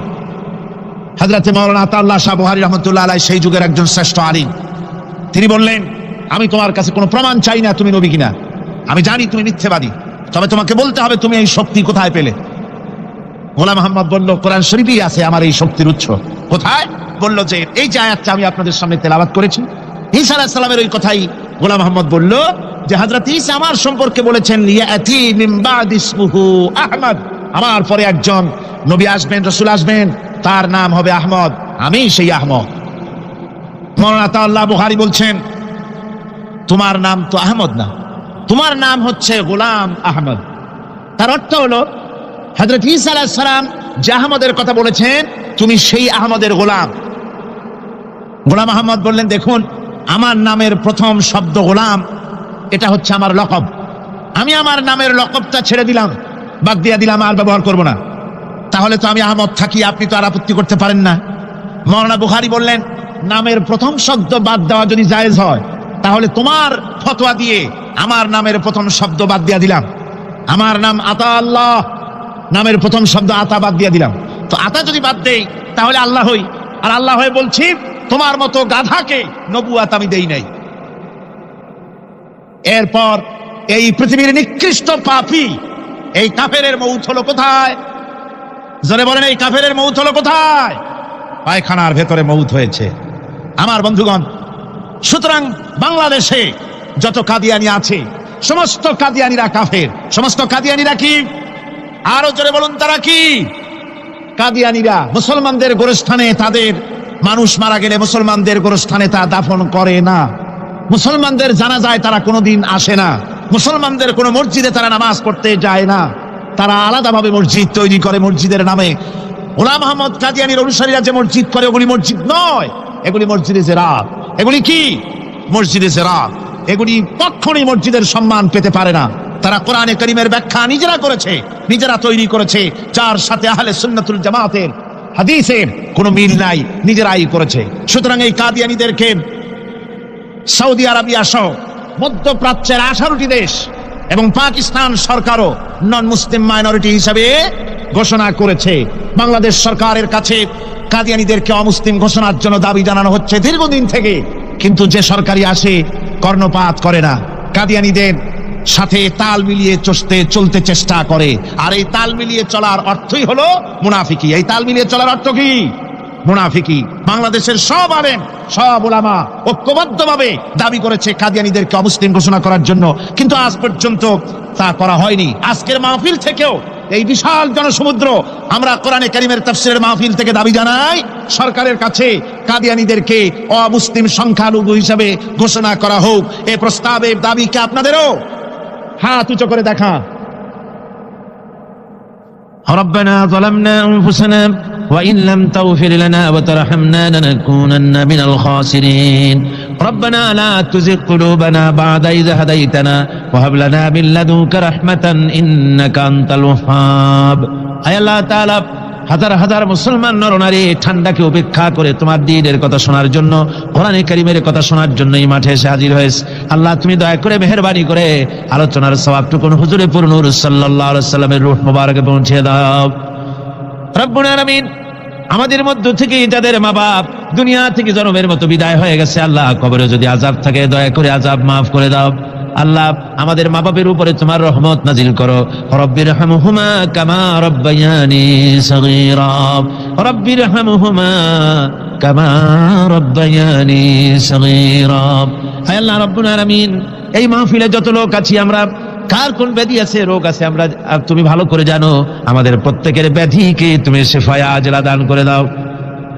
আল্লাহুম্মা হাব্বিব ইলাইনাল ঈমান وزينه في قلوبنا وكره إلينا الكفر والفسوق والعصيان واجعلنا من الراشدين ربنا تقبل منا إنك أنت السميع العليم وتب علينا إنك أنت التواب الرحيم سبحان ربك رب العزة عما يصفون وسلام على المرسلين الحمد لله رب العالمين واجعل آخر كلمة عند الموت لا إله إلا الله محمد رسول الله। আল্লাহ রাব্বুল আলামিন বলেন, হাবিব রে আপনি কাঁদেন কেন? আজকে তো আপনার কাঁদার দিন না। আমি আপনাকে মাকামে মাহমুদ দান করেছি, আমি আপনাকে কাউসার দান করেছি। আপনার আজকে সম্মানের দিন, মর্যাদার দিন, কাঁদেন কেন? আল্লাহর হাবিব বলবেন, রব্বুল আলামিন মাকামে মাহমুদ পেয়েছি, কাউসার পেয়েছি, কান্দি এই জন্য আমি দেখতে পাচ্ছি আবার সামনে দিয়া ফেরেশতারা আমার উম্মতগুলি জাহান্নামের দিকে নিয়ে যায়। আল্লাহ রাব্বুল আলামিন বলবেন, ওগো আমার হাবিব, আমি আপনাকে ক্ষমতা দিলাম, আপনার জান্নাতি উম্মতগুলি আপনি বেছে নেন। আল্লাহর হাবিব তার জান্নাতের উম্মতগুলি বাঁচতে থাকবেন। হযরত আয়েশা বলেন, ইয়া রাসূলুল্লাহ, কিয়ামতের ময়দানে লক্ষ কোটি কোটি মানুষের ভিতরে আপনার জান্নাতি উম্মত আপনি চিনবেন কি করে? হুজুর বলেন, আয়েশা, কোন একটি ঘোড়ার কপাল যদি থাকে সাদা, এই সাদা কপালওয়ালা ঘোড়াটা যদি অসংখ্য ঘোড়ার ভিতরে যদি হারিয়ে যায়, তাহলে সাদা কপালওয়ালা ঘোড়ার মালিক তার ঘোড়াকে পাবে কিনা বলো? হযরত আয়েশা বলেন, হুজুর অনায়াসে পাবে। আল্লাহ রাব্বুল আলামিনের হাবিব বলেন, আয়েশা রে, কিয়ামতের ময়দানে আমার যে উম্মতেরা নামাজি ছিল, দিনদার ছিল, পরেজগার ছিল, দুনিয়ার বুকে ঈমান নিয়ে যারা চলাফেরা করেছে, আমার দিন কায়েমের আল্লাহর দ্বীনের জন্য যারা কাজ করেছে, ওদের চেহারা নূর চমকাতে থাকবে, ঈমানের নূর কিয়ামতের দিন চমকাতে থাকবে। সেই ঈমানের নূর দেখে দেখে আমি আমার জান্নাতি উম্মতগুলি আমি বেছে নেব। নবীজি বলেছেন, কন্যার পিতাদেরকে গালি দিও না। অনেকে টিটকারি করে, বারবার মেয়ে হয় ছেলে একটাও হয় না, সেই জন্য টিটকারি বটকারি করে। আল্লাহ নবী বলেছেন, মেয়ের পিতাকে গালি দিও না, ঠাট্টা করো না, যেহেতু আমি মুহাম্মদ রাসূলুল্লাহ সাল্লাল্লাহু আলাইহি ওয়াসাল্লাম, আমি মেয়েদের পিতা, আমি নিজে মেয়েদের পিতা। খাও না, মেয়েদের পিতাকে গালি দিও না। রাসূলুল্লাহ বলেছেন, আকাশের নিচে জমিনের উপরে খাদিজার মতো মহিলা আর নাই। সেই হযরতে খাদিজা রাসূলের 4টি মেয়ে পেটে ধারণ করেছিলেন। সুবহানাল্লাহ। মেয়ের প্রতি রাসূলুল্লাহ যথেষ্ট মহব্বত করতেন, মেয়েকে খুব ভালোবাসতেন হুজুর সাল্লাল্লাহু আলাইহি ওয়াসাল্লাম। হুজুরের কলিজার টুকরা ছিলেন মা ফাতিমা রাদিয়াল্লাহু তাআলা আনহা। হুজুর যখন কোথাও যেতেন, সকলের শেষে দেখা করতেন ফাতেমার সঙ্গে, আর বিদেশ থেকে সফর করে এসে সকলের আগে দেখা করতেন ফাতেমার সঙ্গে। সুবহানাল্লাহ। রাসূলুল্লাহ বলেছেন, তোমরা যখন বাজারে যাবে বা ব্যবসা করতে যাবে বা বিদেশে যাবে, আসার সময় যে সব হাদিয়া নিয়ে আসো, আমরা যখন বাইরে যাই, বাজারে যাই, কিছু হাদিয়া আনি না, জামা কাপড় চকলেট ইত্যাদি আমরা আনে থাকি। রাসূলুল্লাহ বলেছেন হাদিয়াগুলি তোমরা যারা বিদেশে যাও, বাজারে যাও, হাদিয়া আনবে আর এনে ঘরের মধ্যে ঢুকে তা শুরু করবে মেয়েকে দিয়ে। প্রথমে দেবে মেয়েকে। সুবহানাল্লাহ। মেয়ের মর্যাদা ইসলামে সব চাইতে বেশি। কোন যুগে? যে যুগে মেয়ে হলে পরেই মাটির নিচে ঘিরে রাখতো, আছাড় মেরে মেরে ফেলে দিত। কোন অপরাধে তাদেরকে হত্যা করা হলো আল্লাহ পাক কোরআনে কারীমের মধ্যে বলেছেন তাদের অপরাধ আর কিছু না, তারা নারী, এই জন্য তাদেরকে মেরে ফেলা হতো। রাসূলুল্লাহ তাদের ইজ্জত দিলেন। সুবহানাল্লাহ বিহামদিহি। রাসূলুল্লাহ সম্মান দিলেন, ইজ্জত দিলেন তাদেরকে। কন্যা হিসাবে নারীর এই মর্যাদা। ফাতেমাকে রাসূল এত ভালোবাসতেন, ইন্তেকালের সময় হযরত ফাতেমা কাঁদতে কাঁদতে বেহুশ হয়ে যাওয়ার উপক্রম হয়ে গেছে। রাসূলুল্লাহ হযরত ফাতেমাকে ইশারা দিলেন। হযরত ফাতেমা তার কান নিয়ে রাসূলুল্লাহর মুখের কাছে লাগাই দিলেন। আল্লাহর নবী কি যেন বললেন কানে কানে, হযরত ফাতেমার কান্না বন্ধ হয়ে গেল। হযরত আয়েশা বলেন, মা রাসূলুল্লাহ তোমার কানে কানে কি বললো আর তোমার কান্না বন্ধ হয়ে গেল? হযরত ফাতেমা বলেন, ইয়া আম্মা জান, আমার আব্বা আমার কানে কানে বললো, মা ফাতেমা তুই কাঁদিস না, তোর কান্না আমার বরদাস্ত হয় না, তোমাকে কাঁদতে হবে না। আমি তোমাকে সুসংবাদ দিয়ে দিতেছি, আমি মরে যাওয়ার পর সর্বপ্রথম তোমার সাথে আমার দেখা হবে। রাসূলুল্লাহর এই ভবিষ্যৎবাণী হযরত ফাতেমা বুঝতে পেরেছেন যে হুজুরের ইন্তেকালের পরে আমার বেশি দেরি হবে না, আমিও তাড়াতাড়ি হুজুরের সাথে শামিল হতে পারবো। হুজুরের ইন্তেকালের 6 মাস পরেই হযরত ফাতেমা রাদিয়াল্লাহু তাআলা আনহা ইন্তেকাল করেছেন। কন্যা হিসাবে নারীর মর্যাদা ইসলাম অনেক অনেক গুণে বাড়িয়ে দিয়েছে। এই কন্যা শিশু, কৈশোর, যৌবন পেরিয়ে যখন যৌবনে তার বিয়ে হয়ে যায়, আল্লাহ রাব্বুল আলামিন তখন বলেন, ওয়া মিন আয়াতিহি আন খালাকা লাকুম মিন আনফুসিকুম আজওয়াজান লিতাসকুনু ইলাইহা ওয়া জাআলা বাইনাকুম মাওয়াদ্দাতান ওয়া রাহমা। আল্লাহ পাক বলেন, আমার নিদর্শনের ভিতরে এটাও একটি নিদর্শন যে আমি তোমাদের থেকে তোমাদের জোড়া তৈরি করেছি, তোমাদের স্ত্রীদেরকে তৈরি করেছি, তোমাদের সাথে তোমাদের স্ত্রীর ভালোবাসা সৃষ্টি করেছি, মহব্বত সৃষ্টি করেছি। এই মহব্বত আমি আল্লাহ তৈরি করেছি। আর যখন বুড়ো হয়ে যায় মানুষ, স্বামী স্ত্রী যখন বুড়া আর বুড়ি হয়, তখন আর ভালোবাসা থাকে না, তখন ওই ভালোবাসা সহৃদয়তার করুণায় আমি আল্লাহ পরিণত করে দেই। বুড়ার জন্য তখন বুড়ি ছাড়া আর উপায় নাই, বুড়িরও আর বুড়া ছাড়া উপায় নাই। তখন ভালোবাসা কোনো বিশেষ কোনো অক্ষণীয় ভালোবাসা নয়, তখন একের উপরে অন্য একদম নির্ভরশীল হয়ে পড়ে। আল্লাহ পাক বলেন, এই অবস্থা আমি আল্লাহ সৃষ্টি করে দেই। সুবহানাল্লাহ বিহামদিহি। স্ত্রীকে রাসূলুল্লাহ কত ভালোবাসতেন। আল্লাহর নবী বলেছেন, আমার কাছে 3টা জিনিস প্রিয়, একটা হচ্ছে সুগন্ধি, একটা হচ্ছে নামাজ, আর একটা হচ্ছে স্ত্রী। সুবহানাল্লাহ। স্ত্রী আমার কাছে প্রিয়। হুজুর বলেছেন, তোমাদের মধ্যে সেই ব্যক্তি উত্তম যে ব্যক্তি তার স্ত্রীর কাছে উত্তম। আমি আমার স্ত্রীদের কাছে উত্তম ব্যক্তি। সুবহানাল্লাহ। রাসূলুল্লাহ স্ত্রীকে কত ভালোবাসতেন। বিশ্বনবী রাজনৈতিক কর্মকাণ্ড চালাচ্ছেন, যুদ্ধের দামামা বাজতেছে, চতুর্দিকে কত অশান্তি, সবকিছু চলছে, স্ত্রীর হক আদায় করতে ভুলে যাননি। রাতের বেলায় হযরত আয়েশার বয়স কম, তাকে নিয়ে রাসূলুল্লাহ একটু সুযোগ পেয়েছেন, বলছেন, আয়েশা সব তো ঘুমিয়ে, চলো আমরা একটু দৌড়াই। ওই যে দূরে একটা জিনিস দেখা যায়, দৌড় দাও, দেখি কি আগে যায়। দুজনে দৌড় প্রতিযোগিতা করলেন। দৌড় প্রতিযোগিতায় হযরত আয়েশা ফার্স্ট হলেন, হুজুর পিছনে পড়ে গেলেন। হযরত আয়েশা খুব আনন্দ করলেন যে আপনি কিন্তু আমার সাথে দৌড়ে পারলেন। পরবর্তী কিছু কাল যাওয়ার পর হযরত আয়েশা বলেন, হুজুর আজকে আবার বললেন যে চলো আয়েশা একটু দৌড়াই। হযরত আয়েশা বলছেন যে সেদিনের তুলনায় আমার শরীর একটু, আমি মুটিয়ে গেছি, শরীরটি স্থূল হয়েছে, আমি আজকে দৌড়ালাম কিন্তু পারলাম না, রাসূল আগে চলে গেলেন। আমি হাঁপাতে হাঁপাতে যখন হুজুরের কাছে চলে গেছি, হুজুর তখন মুস্কি হেসে আমাকে বললেন, আয়েশা ওই সেই দিনের জবাব আজকে দিয়ে দিলাম। সুবহানাল্লাহ বিহামদিহি, সুবহানাল্লাহ বিহামদিহি। বিশ্ব নবী কত বড় আদর্শ বিশ্ব মানবতার জন্য। তিনি বলেছেন, আরাফাতের ময়দানে রাসূলুল্লাহ বলেছেন, তোমরা যেমন পড়বে তোমার স্ত্রীদেরকে তেমন পড়াবে, তোমরা যেমন খাবে তোমার স্ত্রীদেরকে তেমন খাওয়াবে, স্ট্যান্ডার্ড মেনটেন করবে। তুমি ভালো দামের কাপড় পরবে, স্ত্রীকে খারাপ দিবে তা নয়, অধিকার দুজনেরই সমান, স্বামী এবং স্ত্রী সমান অধিকার। কিন্তু আমরা তা বুঝতে পারি না, বুঝতে চাই না। আমরা অনেকে মনে করেছি বিয়ে যখন করছি তখন আমি তো নওয়াবজাদা নসরুল্লাহ খান আর বউ তো কেনা দাসী। না, সে কিন্তু দাসী নয়, তার মর্যাদা আছে, তার সম্মান আছে, তার সম্মান আপনাকে দিতে হবে। রাসূলুল্লাহ দিয়েছেন, আপনাকেও দিতে হবে। রান্না বান্না হতে দেরি হয়, কত গালাগালি শুনতে হয় নারীকে। আল্লাহর নবীর স্ত্রী হযরত আয়েশা বলেছেন, আল্লাহর নবী কাজ করে, মানুষের সঙ্গে কথা বলে, রাষ্ট্রীয় দায়িত্ব পালন করে ঘরের ভিতরে সে যখন দেখেছেন রান্না হতে দেরি আছে, রাসূলুল্লাহ বিরক্ত হন নাই, ভুরু কুঞ্চিত করেন নাই, চোখ মোটা করেন নাই, আমাকে কোনো কথা শোনার নাই, বরং আমার কাছে বসে রান্নায় আমাকে সহযোগিতা করেছেন। সুবহানাল্লাহ ওয়া বিহামদিহি। এই হলো আল্লাহর রাসূল, এই হলো বিশ্ব নবী। স্ত্রীর সঙ্গে কি মহব্বত! সুবহানাল্লাহ ওয়া বিহামদিহি। হুজুর মহব্বত করতেন স্ত্রীদেরকে। রাসূলুল্লাহর ঘরে দৌলত ছিল না, কিন্তু মহব্বত দিয়ে ভরা ছিল ঘরটা। হুজুরের ঘরে ফ্রিজ নাই, এসি নাই, হুজুরের ঘরে কার্পেট নাই, হুজুরের ঘরের মধ্যে জাফির নাই, তোশক নাই, বড় বড় কম্বল নাই, আরামের কোনো জিনিস নাই, মডার্ন ইকুইপমেন্টস কিচ্ছু নাই, দৌলত নাই, কিন্তু মহব্বত দিয়ে ঘরটা ভরা। হযরত আয়েশা বলেছেন, যখন আমি পানি পান করে গ্লাস রেখে দিতাম, আল্লাহর নবী তখন গ্লাসের সেই জায়গায় ঠোঁট লাগাতেন যেখানে আমি ঠোঁট লাগাইয়া পানি পান করেছি। আমি গোশত চিবোতাম, রাসূলুল্লাহ আমার হাত থেকে গোশত টুকরা নিয়া সেই জায়গায় চিবোতেন যেখানে আমি চিবোয়েছি। সুবহানাল্লাহ। আমার ভাইরা, রাসূল তার স্ত্রীদেরকে মহব্বত করতেন, স্ত্রীরাও রাসূলকে মহব্বত করতেন দারুণ ভাবে। একবার হযরত আয়েশা সিদ্দিকা রাদিয়াল্লাহু তাআলা আনহা হুজুরকে গোসল করাতেছিলেন, মাথার উপরে পানি ঢালতেছেন, হুজুর একটা চকির উপরে বা একটা তক্তার উপরে বসে আছেন। গোসলের পানির ভিতরে রাসূলুল্লাহ দেখতে পেলেন রক্তের মতো কি যেন প্রবাহিত হয়ে যাচ্ছে। হুজুর জিজ্ঞেস করেন, আয়েশারে, পানির ভিতরে রক্তের মতো কি দেখা যায়? হযরত আয়েশা বলেন, হুজুর, আপনি যখন বসেছিলেন অসতর্ক মুহূর্তে তক্তার নিচে আমার একটা আঙ্গুল পড়েছিল, পায়ের আঙ্গুলটা ফেটে বোধহয় রক্ত বেরোতেছে। রাসূলুল্লাহ তাড়াতাড়ি করে উঠলেন আর ওই আঙ্গুলকে ব্যান্ডেজ করে দিলেন। রাসূলুল্লাহ বললেন, আয়েশারে, আঙ্গুল ফেটে গেছে, একটু আহার হু পর্যন্ত করলে না, এতক্ষণ তুমি কষ্ট করলে কেন? হযরত আয়েশা বলেন, ইয়া রাসূলুল্লাহ, ওটা তো একটা পায়ের আঙ্গুল। আয়েশার কলিজাটা ফেটে যদি রক্ত বেরোতো, রাসূলুল্লাহকে উঠতে বলতে আমি পারতাম না। কি মহব্বত রাসূলের সাথে! হযরত আয়েশা বলেন, হুজুর সাল্লাল্লাহু আলাইহি ওয়াসাল্লাম স্ত্রীদেরকে এত ভালোবাসতেন, আমাদের ঘরে গোশত টোস্ত তেমন রান্না বান্না খুব কম হতো। গোশত রান্না হবে কি, মাসের পর মাস চলে গেছে রাসূলের বাড়িতে, হুজুর স্ত্রীরা বলেছেন আমাদের ঘরে চুলে আগুন জ্বলে নাই, একটু শুকনা রুটি, একটু শুকনা খেজুর আর একটু পানি খেয়ে আমাদের জীবন চলেছে, এরকমের অবস্থা হয়েছে।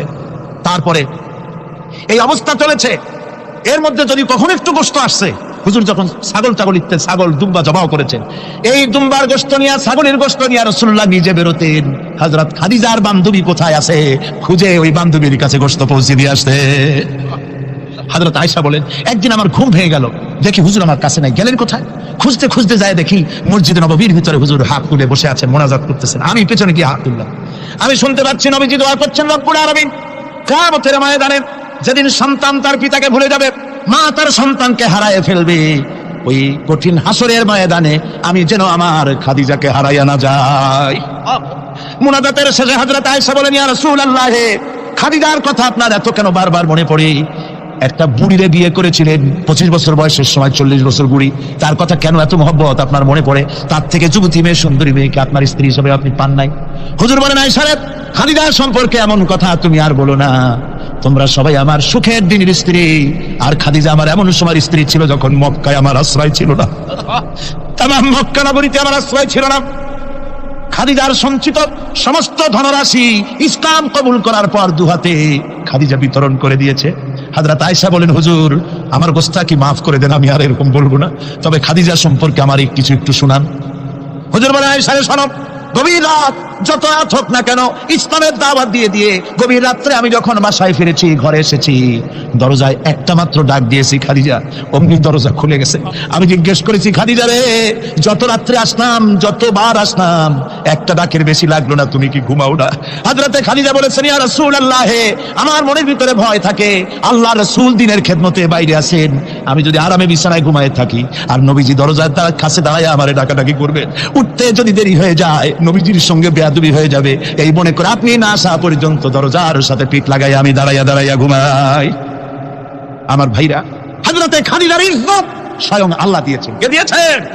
হাদিস শরীফে এসেছে, রাসূলুল্লাহ জাবালে নূরে বসা, গারে হেরার ভিতরে বসা, হযরতে জিবরাইল রাসূলুল্লাহর সঙ্গে কথা বলতেছেন। একটু পরে হযরতে জিবরাইল বলেন, ইয়া রাসূলুল্লাহ, আমি আর এখানে বসবো না, আমি এখন চলছি, আমি দেখতে পাচ্ছি খাদিজা আসতেছে আপনার জন্য খাবার নিয়ে। খাদিজা যখন আপনার কাছে পৌঁছে যাবে, আপনি খাদিজাকে শোনায় দিবেন আল্লাহ রাব্বুল আলামিন খাদিজাকে সালাম জানাইছে। সুবহানাল্লাহ। রাসূলুল্লাহর কাছে হযরতে খাদিজা যখন আসলেন, হুজুর বললেন, খাদিজা, আজকে তোমার জন্য দারুণ সুখবর। বলে কি? বলে, আল্লাহ পাক, জিবরাইল কেমন উঠে গেল আমার কাছ থেকে, জিবরাইল বলে গেল আল্লাহ তোমাকে সালাম বলেছেন। হযরত খাদিজা কেঁদে ফেললেন, বললেন, ইয়া রাসূলুল্লাহ, আমার নারী জন্ম সার্থক, আল্লাহ আমাকে সালাম বলেছে, এর জবাব কেমনে দিতে হয় হুজুর আমি তো জানি না, আপনি আমার পক্ষ থেকে আল্লাহর সালাম কিভাবে দেওয়া লাগে আপনি দিয়ে দিন, আমি তো বুঝি না কেমনে আল্লাহর সালামের জবাব দেব। হুজুর বললেন খাদিজা শুধু আল্লাহ নয় জিবরাইলও তোমাকে সালাম বলে গেছে। হযরতে খাদিজা বললেন হযরত জিবরাইলকে আমার সালামের জবাবটা ওয়া আলাইকুমুস সালাম বলেন। হযরত খাদিজার এই মর্যাদা ছিল। আমার ভাইরা, রাসূল পাক সাল্লাল্লাহু আলাইহি ওয়াসাল্লাম এভাবে মহব্বত করেছেন স্ত্রীদেরকে। সুতরাং স্বামী স্ত্রীর মহব্বত আল্লাহ জান্নাতি নিয়ামত। কিসের নিয়ামত? যে ঘরের মধ্যে স্বামী স্ত্রীর মধ্যে মিল মহব্বত আছে এটা বেহেশতের মতো, আর যেখানে মিল মহব্বত নাই এটা জাহান্নামের মতো, ঠিক কি? সুতরাং মহব্বত করুন, বেশি বেশি স্যাক্রিফাইস করুন, বেশি বেশি স্যাক্রিফাইস। নারীদের ব্যাপারে বলা হয়েছে, পুরুষকে বলা হয়েছে অধিকার আদায় করো, সব ব্যাপারে সমান অধিকার, কিন্তু নারীকে একটা ব্যাপারে বলা হয়েছে, নারী শোনো, পুরুষের মর্যাদা তোমার চাইতে আল্লাহ রাব্বুল আলামিন বেশি দিয়েছেন। আর রিজালু কাওয়ামুনা আলান নিসা, নারীদের উপরে পুরুষের প্রাধান্য আল্লাহ পাক দান করেছেন। একদিন একজন সাহাবী বলেছেন, ইয়া রাসূলুল্লাহ, জঙ্গলি উট দেখলাম আপনার পায়ের উপরে সিজদায় পড়ে গেল, আপনি যদি আমাদেরকে অনুমতি দিতেন না আপনাকে আমরা সিজদা করতাম।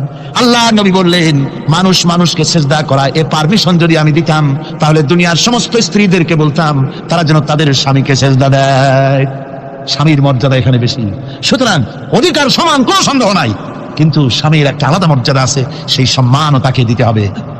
এরপরে এই সমান অধিকারের ভিত্তিতে স্বামী স্ত্রী চলতে থাকে, মাঝখানে আল্লাহ পাক তাদেরকে সন্তান দান করে। আল্লাহ তাদেরকে, নারীকে লেখাপড়ার অধিকার দিয়েছেন, ইসলাম তাকে লেখাপড়ার অধিকার দিয়েছে, শিক্ষার অধিকার দিয়েছে। হযরত আয়েশা সিদ্দিকা রাদিয়াল্লাহু তাআলা আনহা শিক্ষয়িত্রী ছিলেন, হাফেজা ছিলেন, হাদিসের হাফেজা ছিলেন, কোরআনের হাফেজা ছিলেন, হাজার হাজার সাহাবায়ে কেরামদের তিনি ওস্তাদ ছিলেন। সুবহানাল্লাহ। নারীদের ব্যাপারে অধিকাংশ মাসালা হযরত আয়েশা সিদ্দিকা রাদিয়াল্লাহু তাআলা আনহার অবদান। সুবহানাল্লাহ। নারী যুদ্ধ করেছে, যুদ্ধের ময়দানে নারীর অধিকার আছে। নারী চাকরি করতে পারবে, নারী ব্যবসা করতে পারবে, নারী লেখাপড়া করতে পারবে, নারী সেনাবাহিনীতে যেতে পারবে, নারী সব করতে পারবে, কিন্তু পর্দার মাধ্যমে। একটা লোক গিয়ে কাঁদতেছিল মুসলমান হওয়ার পরও। হুজুর কয় কান্দো কেন? কই যে আমার গুনাহ কি মাফ হয়েছে? হুজুর বলেন হ্যাঁ মাফ হয়ে গেছে, কলেমা পড়ছো মাফ হয়ে গেছে। কয় যে হুজুর আমি তো মারাত্মক গুনাহ করছি। বলে কি? বলে আমার একটা মেয়ে, সেই মেয়েটাকে নিয়ে আমি ঘটনা লম্বা, আমি সংক্ষেপে বলতেছি, মেয়েটাকে ফাঁকি দিয়া তারা আমি মারবো, বুঝতে দেই নাই আমার বউরে। বললাম চলো বেড়াইতে যাই, মেয়েটা আমার সাথে সাজাই দিয়েছে, তার মা বেড়াতে নিয়ে যাবো এই কথা মনে করে। মেয়েটা কদ্দূর যায়, আবার আব্বা আব্বা বলে আমার দিকে ফিরে আসে, আবার পিছনে থাকে, আবার আব্বা আব্বা বলে জড়ায় ধরে। এইভাবে করতে করতে যখন নির্জন এলাকায় গেলাম, আমি পাহাড়ের পাশে গর্ত খোঁড়া আরম্ভ করলাম।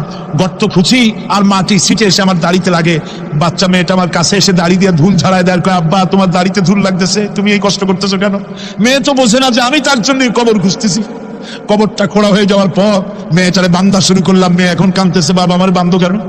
আমি তারে বাঁধা জোরে ওর মধ্যে নিক্ষেপ করে দিলাম। মেয়েটা গর্তের মধ্যে বসে চিৎকার করে বলছে, আব্বা তুমি আমারে বাঁচতে দাও, আমি তোমার বাপ বলে সমাজে হ্যাঁ করবো না, আমি ভিক্ষা করে খাবো, আমার পাইল না। লোকটি বলছি, ইয়া রাসূলুল্লাহ, আমার মনে দরদ আসলো না। আমি একটা পাথর উঁচু করে আমার মেয়ের বুক লক্ষ্য করে জোরে মেরে দিলাম। বুকটা ফেটে রক্ত ফিনকি দিয়ে উঠলো, আর মেয়ের বুক থেকে আওয়াজ বেরোলো, আব্বা। আমার কানে যেন এখনো সেই আওয়াজ বাজে। হাদিস শরীফে এসেছে, হুজুরের চোখের পানি দাড়ি ভিজে ভিজে জামার উপরে পড়তেছিল।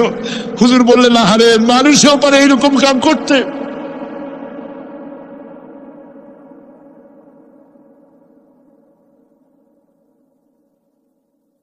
পৃথিবীতে নারীর যখন কোনো সম্মান ছিল না, মর্যাদা ছিল না, সেই সময় আমার রাসূল, আমার বিশ্বনবী নারীদেরকে সম্মানের হাত ধরে গর্তের ভিতর থেকে উঠাইয়া রানীর সিংহাসনে বসাইয়া দিলেন। সুবহানাল্লাহ। মায়ের মর্যাদা দিয়ে দিলেন। সুবহানাল্লাহ। নারীরা আমাদের মায়ের জাত, নারীরা আমার কিয়ের জাত? মায়ের জাত। আমার মা বোনেরা, তোমাদের সম্মান কত তোমরা জানো না। আমরা পুরুষ, আমাদের পায়ের তলে জুতা, আর তোমরা আমাদের মায়ের জাত, তোমরা নারী, তোমাদের পায়ের তলে আল্লাহর জান্নাত, আল্লাহর ব্যস্ততা তোমাদের পায়ের তলে। এই সম্মান আল্লাহ তোমাদের দিয়েছে, নবী দিয়েছেন। সুবহানাল্লাহ। কর ভাইরা আমার, অধিকার ইসলাম দিয়েছে। বিবাহ যখন হয়, এই বিবাহের সময় এজেন্ট আনতে হয়। আর বিবাহ হচ্ছে বিবাহ বৈঠক। এজেন্ট আনার জন্য ওই যে কি জানি কয়, ম্যারেজ রেজিস্ট্রার বা মৌলবি সাহেব, কার অনুমতি আগে নেয়? বলেন কার অনুমতি? তাহলে অধিকার ইসলাম পুরুষে দিল না মেয়ে লোকে দিল? আজ মেয়ে লোকের কাছে যাও, মেয়েটাকে জিজ্ঞেস করো সেই বিবাহে রাজি আছে কিনা। সুবহানাল্লাহ পড়ে। এই বিবাহে রাজি আছি কিনা জিজ্ঞেস করে, তার অধিকারী বেশি। এরপরে এই বিবাহে করার ব্যাপারে কত বৈষম্য। আজ বিবাহ করতে গেলে যৌতুকের প্রথা এসেছে। রাসূলুল্লাহ যৌতুক দিয়েছিলেন, ওটা যৌতুক না, ওটা উপহার, ওটা হাদিয়া। রাসূলুল্লাহ তোহফা দিয়েছিলেন হুজুরের জামাই। সুবহানাল্লাহ, কি জামাই! এক জামাই তো জিন্নুর আইন, যাকে ফেরেশতারা পর্যন্ত লজ্জা করতো যারে দেখে, হযরত ওসমান রাদিয়াল্লাহু তাআলা আনহু। আরেকজন হযরত আলী কাররামাল্লাহু ওয়াজহাহু। হযরত আলী, যার সম্পর্কে রাসূল পাক সাল্লাল্লাহু আলাইহি ওয়াসাল্লাম যাকে কত সম্মান দিয়েছেন, কত মর্যাদা দিয়েছেন, এই হলো হযরত আলী হুজুরের জামাই। আনা মদিনাতুল ইলম ওয়া আলিউম বাবুহা, আমি হলাম জ্ঞানের রাজ্য আর আলী হলো সেই রাজ্যে প্রবেশের দরজা। সুবহানাল্লাহ। ভাইরা, এই হলো জামাই। আর মেয়ে খাতুনে জান্নাত বিনতে রাসূল, বেহেশতের সমস্ত রমণীদের সরদারিনী মা ফাতিমাতুস জাহরা রাদিয়াল্লাহু তাআলা আনহা। কি উপহার দিলেন বিয়েতে রাসূল! এই মেয়ে আর এই জামাই। উপহার হলো খেজুরের ছোবড়ার একটা তোষক, পানি উঠাবার জন্য একটা মশক, আর আতা পেশা একটা জাতা। এই হলো নবীর মেয়ে আর জামাইয়ের জন্য উপহার। রাসূলের প্রতি কি ভালোবাসা দেখেছেন হযরত উম্মে হাবিবা রাদিয়াল্লাহু তাআলা আনহা, আমাদের মা আবু সুফিয়ান রাদিয়াল্লাহু তাআলা আনহু, তার মেয়ে। তার কাছে আবু সুফিয়ান তখনও কাফের, সেই কুফরি হালতে মেয়ের ঘরে গিয়েছেন। যাওয়ার পরে হযরত উম্মে হাবিবা বাপ যখন বসতে গিয়েছেন, তখন উম্মে হাবিবা বলছেন যে আবা একটু দাঁড়ান। এই অবস্থায় দাঁড়াতে বলে বিছানাটা উল্টায়া দিয়া তারপরে বললেন যে বসেন। বাপ মনে খুব দুঃখ পেলেন। আবু সুফিয়ান বললেন, মা উম্মে হাবিবা, আমি তোমার পিতা, ভালো একটা বিছানা থাকলে তাই বিছায় দেওয়া উচিত ছিল, আর তুমি বিছানাটা উঠাইয়া তারপরে আমার খালি জায়গায় বসতে বললা, আমি তোমার ব্যবহারে আহত হলাম। হযরত উম্মে হাবিবা বলেন, আব্বা জান, নিশ্চয়ই আপনি আমার আব্বা, শ্রদ্ধেয় পিতা, কোনো সন্দেহ এতে নাই, কিন্তু আপনি একজন কাফের। আল্লাহ রাসূল যে বিছানায় বসেন, সেই বিছানা আমি একটা কাফেরকে বসতে দিতে পারি না। সুবহানাল্লাহ। তিনজনের দোয়া কবুল হবে আল্লাহর দরবারে। তার মধ্যে একজন হলেন মাজলুম ব্যক্তি, যে ব্যক্তি অত্যাচারিত, সে ব্যক্তি মুসাফির, প্রবাসী, তার দোয়া কবুল হবে। আর মা বাপ যদি সন্তানের জন্য দোয়া করে, ওই দোয়া আল্লাহ রব্বুল আলামিনের দরবারে মঞ্জুর হয়ে যায়। আল্লাহ রব্বুল আলামিন মা বাপ সম্পর্কে বলেন, মা বাবের জন্য আমার কাছে দোয়া করবি বান্দারা, আমার কাছে দোয়া করবি। দোয়াটা আল্লাহ পাক শেখাচ্ছেন, রব্বিরহামহুমা কামা রব্বায়ানি সগীরা। পড়েন সবাই, রব্বিরহামহুমা কামা রব্বায়ানি সগীরা। একটু জিকির করেন, লা ইলাহা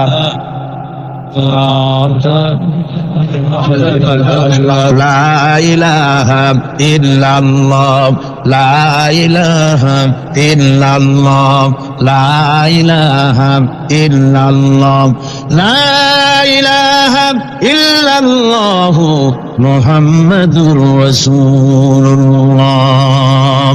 আমার ভাইরা, আল্লাহ পাক শিখাচ্ছে, বান্দা তোর মা বাপের জন্য আমার কাছে দোয়া কর। আল্লাহ রব, আয় আমার প্রভু, আমার মা বাপ যেমন ছোটবেলায় আমাকে স্নেহের কোলে লালন পালন করেছে, আয় আমার আল্লাহ, তুমি আমার মা বাপকে তোমার রহমতের কোলে লালন পালন করো। আল্লাহ শিখাই দিয়েছেন। আমার ভাইরা, প্রত্যেক নামাজের পরে এই দোয়াটা ভুলে যাবেন না, ভুলে যাবেন আমার ভাইরা। আমার وَوَصَّيْنَا الْإِنسَانَ بِوَالِدَيْهِ إِحْسَانًا حَمَلَتْهُ أُمُّهُ كُرْهًا وَوَضَعَتْهُ كُرْهًا। আল্লাহ পাক বলেন, আমি পৃথিবীর সমস্ত মানব মণ্ডলীকে উপদেশ দিয়েছি, মা বাপকে সম্মান করো, শ্রদ্ধা করো, তাদের উপকার করো। তার কারণ হলো তোমার মা তোমাকে গর্ভে ধারণ করেছে অত্যন্ত কষ্টের সাথে। আল্লাহ বলতেছেন, মা তোমাকে গর্ভ ধারণ করেছে অত্যন্ত কষ্টের সাথে, এরপরে তোমাকে ডেলিভারি করেছেন অত্যন্ত কষ্টের সাথে, তোমাকে ডেলিভারি করেছেন। গভীর রাত্রে মানুষ সব ঘুমায় যায়, গর্ভবতী মা ঘুমাতে পারে না, সন্তান পেটের ভিতরে হাঁটু দিয়া গুতা মেরেছে, পা দিয়া লাথি মেরেছে। মা চরম শীতের রাত্রে, প্রচন্ড শীতের রাতে গায়ের লেপটা সরাই দিয়া মা একবারে দাঁড়ায় আর একবারে বসে, একবার দেওয়ালের সাথে হেলান দিয়া দাঁড়ায়, কষ্ট করে রাতটায় কাটায় দেয়। আবার সারাদিন সংসারের জন্য কাজ করেছেন, রান্না বান্না করেছেন, মা সকলকে খাওয়াইয়া মা শেষের দিকে খেতে গেছেন। যখন নিজে খেতে গেলেন, খাবারের ক্ষুধা নিয়ে পেট ক্ষুধা নিয়ে খেতে বসেছেন, পেটের ভিতরে সন্তান লাথি মেরেছে, পেটের মধ্যে ঘুষা মেরেছে, হাঁটু দিয়া গুতা মেরেছে, ভরা পেটের ভিতরে সন্তান গুতা মারলো হাঁটু দিয়া, মাথা দিয়া। মা ক্ষুধা রয়েছে, পেটে খেতে পারলেন না, বেদনা শুরু হয়েছে। খাবারের থালাটা ঠেলে দিয়ে মা দাঁড়ালেন, বসলেন, চোখের পানি ফেললেন। এভাবে করে মা একটা দুইটা দিন নয়, 10টি মাস পর্যন্ত সন্তানটাকে পেটের মধ্যে নিয়ে, একটা জীবিত মানুষ আর একটা জীবিত সন্তান পেটের মধ্যে নিয়ে নড়াচড়া করছেন, চলাফেরা করছেন। কিতাবের মধ্যে এসেছে রাতের বেলায় মা যে ঘুমাতে পারেন না সন্তানের নড়াচড়ার কারণে, রাতভর ইবাদত করলে যত সওয়াব পাওয়া যেত আল্লাহ ওই সওয়াব মায়ের আমলনামায় লিখে দেন। সন্তান পেটে থাকার কারণে খেতে পারে না, পেট ভরে ক্ষুধায় কষ্ট পায় মা, এই জন্য 10 মাস ধরে রোজা রাখলে যে সওয়াব হতো আল্লাহ রাব্বুল আলামিন মায়ের আমলনামায় রোজার সওয়াব লিখে দেন। 10 মাস পরে গেল, সন্তান ডেলিভারির সময় চলে এলো। মায়ের মন বিমর্ষ, সন্তান ডেলিভারি হবে, না জানি মরে যায় নাকি, না জানি অপারেশন লাগে নাকি, কি অবস্থা হবে। মা খেতে পারে না, মুখটা শুকায়া যায়। ডেলিভারির সময় যখন আসে, নবমের কাছ থেকে বিদায় নিয়ে যায়, স্বামীকে একান্তে গোপনে ডেকে নিয়ে বলে, প্রাণের স্বামী, দীর্ঘদিন একসঙ্গে ঘর কন্যা করেছি, অপরাধ হয়ে যেতে পারে, আমারে মাফ করে দিও। আমার মনে হয় এবার আমি আর বাঁচবো না, সংসার থাকলো চাবি থাকলো সব বুঝে নাও, আমারে মাফ করে দিও। মা চলে গেল সদিকা গৃহে, ক্লিনিকে চলে গেল, অপারেশন থিয়েটারে চলে গেল, অথবা ডেলিভারির জায়গায় চলে গেল। ডেলিভারি পেইন শুরু হয়ে গেল, বেদনা শুরু হয়ে গেল। এক একটা বেদনা যেন মায়ের এক একটা মৃত্যু যন্ত্রণা শুরু হয়ে যায়। এমন যন্ত্রণা, প্রসব বেদনা দুনিয়ার ভুক্তভোগী মা ছাড়া আর কেউ জানে না। এই চরম বেদনার ভেতর দিয়ে, চরম কষ্টের ভিতরে মা যখন একটা বাচ্চা প্রসব করলো, জিহাদের ময়দানের মতো মা রক্তাক্ত হয়ে গেলেন, সন্তান দুনিয়ায় এলো। মা তখন অস্থির থাকেন, এত বড় বিরাট কষ্টের ভিতরে। আল্লাহ রাব্বুল আলামিন বলেন, সন্তান যখন ডেলিভারি হয়ে গেল, মায়ের মনের ভিতরে আমি তখন এই ফিলিংস, এই টেন্ডেন্সি জাগ্রত করে দিই, দেখ কি হয়েছে। মা তখন দেখতে চায় কি হয়েছে। মায়ের সামনে যখন এত কষ্টের, হৃদয় বিংড়ানো, কলিজার 32টি নাড়ি ছেঁড়া যন্ত্রণার সন্তান যখন মায়ের চোখের সামনে আসে, আল্লাহ পাক বলেন, মা যখন তার ছেলের মুখের দিকে তাকায়, মেয়ের মুখের দিকে তাকায়, আল্লাহ বলেন 10 মাসের পেটে ধরা কষ্ট আর ডেলিভারির সব কষ্ট মায়ের মন থেকে মুছে ফেলে দেই। আল্লাহ রাব্বুল আলামিন বলেন, খবরদার দুনিয়ার মানুষ, এমন মায়ের সাথে নাফরমানি করবি না, এ মায়ের সাথে নাফরমানি করবি না, মাকে সম্মান করবি, মার কাছে দোয়া চাবি। দুনিয়ায় যদি সম্মান চাও, রিসেক্ট চাও, মায়ের পায়ে ধরে কাঁদো। মায়ের জাতি অনেক সম্মান তার। রাসূল করিম সাল্লাল্লাহু আলাইহি সাল্লামকে প্রশ্ন করা হয়েছে, হুজুর খেদমত করবো কার? হুজুর কয় মায়ের। তারপরে কার? হুজুর কয় মায়ের। তারপরে কার? হুজুর বলেন মায়ের। তারপরে কার? তোমার পিতা। 3 গুণ, তোর ভাইয়ের মর্যাদা 3 গুণ বেশি, তোর বাবার চাইতে মর্যাদা বেশি। সুবহানাল্লাহ পড়ে। আর আজকে ইসলামের ছাত্ররা তারা বলে যে ইসলাম নারীর অধিকার আদায় করে নাই, নারীর অধিকার ইসলাম দেয় নাই, তো কে দিয়েছে? আমার বন্ধুগণ, বিশ্বনবী জনাবে মুহাম্মদ রাসূলুল্লাহ সাল্লাল্লাহু আলাইহি ওয়াসাল্লাম মসজিদে নববীর ভিতরে বসে আছেন। এক বৃদ্ধা মহিলা মসজিদের মধ্যে প্রবেশ করলেন। হুজুর বৃদ্ধাকে দেখে দাঁড়ায় গেলেন। বিশ্বনবী বুড়ি মেয়ে লোককে দেখে দাঁড়ায় গেলেন। আল্লাহর নবী বুড়িকে দেখে দাঁড়ালেন। বুড়ি যখন কাছে এলেন, আল্লাহর নবী নিজের গায়ের চাদর বুড়ির জন্য বিছায়া দিলেন। বুড়ি বসলেন। এরপরে কথাবার্তা সারার পর বুড়ি যখন বিদায় হবেন, হুজুর আবার দাঁড়ালেন। বুড়ি মহিলা চলে গেলেন। সাহাবায়ে কেরাম বলেন, ইয়া রাসূলুল্লাহ, কিছুই বুঝলাম না, একজন বৃদ্ধা মহিলার জন্য বিশ্বনবী দাঁড়ান আর গায়ের চাদর বিছান, আমরা বড় আশ্চর্য হয়ে গেলাম। নবীজি বলেন, ও আমার সাহাবীরা, তোমরা জানো না, এই মহিলাকে চিনতে পারো নাই? আমি আমার মায়ের দুধ আমার জীবনে কিসমতে তেমন হয় নাই, আমি আমার মায়ের দুধ তেমন কিসমতে পাই নাই। যার বুকে দুধ খেয়ে, যার কোলে কাখে চড়ে আমি বড় হয়েছি, আমার সেই দুধ মা, ইনি হযরতে হালিমাতুস সাদিয়া, আর সেই দুধ মা।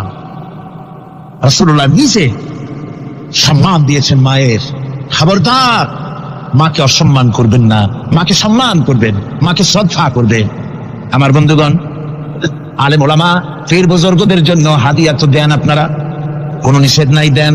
হাদিয়া দেওয়া সুন্নত, নেওয়া সুন্নত, দিবেন, আমি কোনো নিষেধ করি না।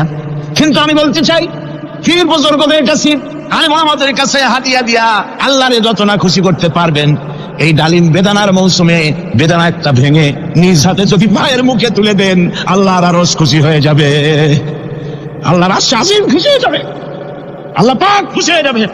মায়ের খাওয়াও, বাপ খাওয়াও, তোমার সবচেয়ে বড় প্রিয় জিনিস। সুবহানাল্লাহ বলে, সুবহানাল্লাহ। মা বাপ যদি একটু দোয়া করে দেয়, তোমার জিন্দেগির কাম শেষ। একটু বদদোয়া করলে জাহান্নামে যাবা। কোন ফিসায় বদদোয়া করলে জাহান্নামে যাবে এমন কথা নয়। কোন মরণে বদদোয়া করলে দোজখে যাবে এমন কথা নয়। রাসূল বলেছেন, হুমা জান্নাতুকা ওয়া নারুকা।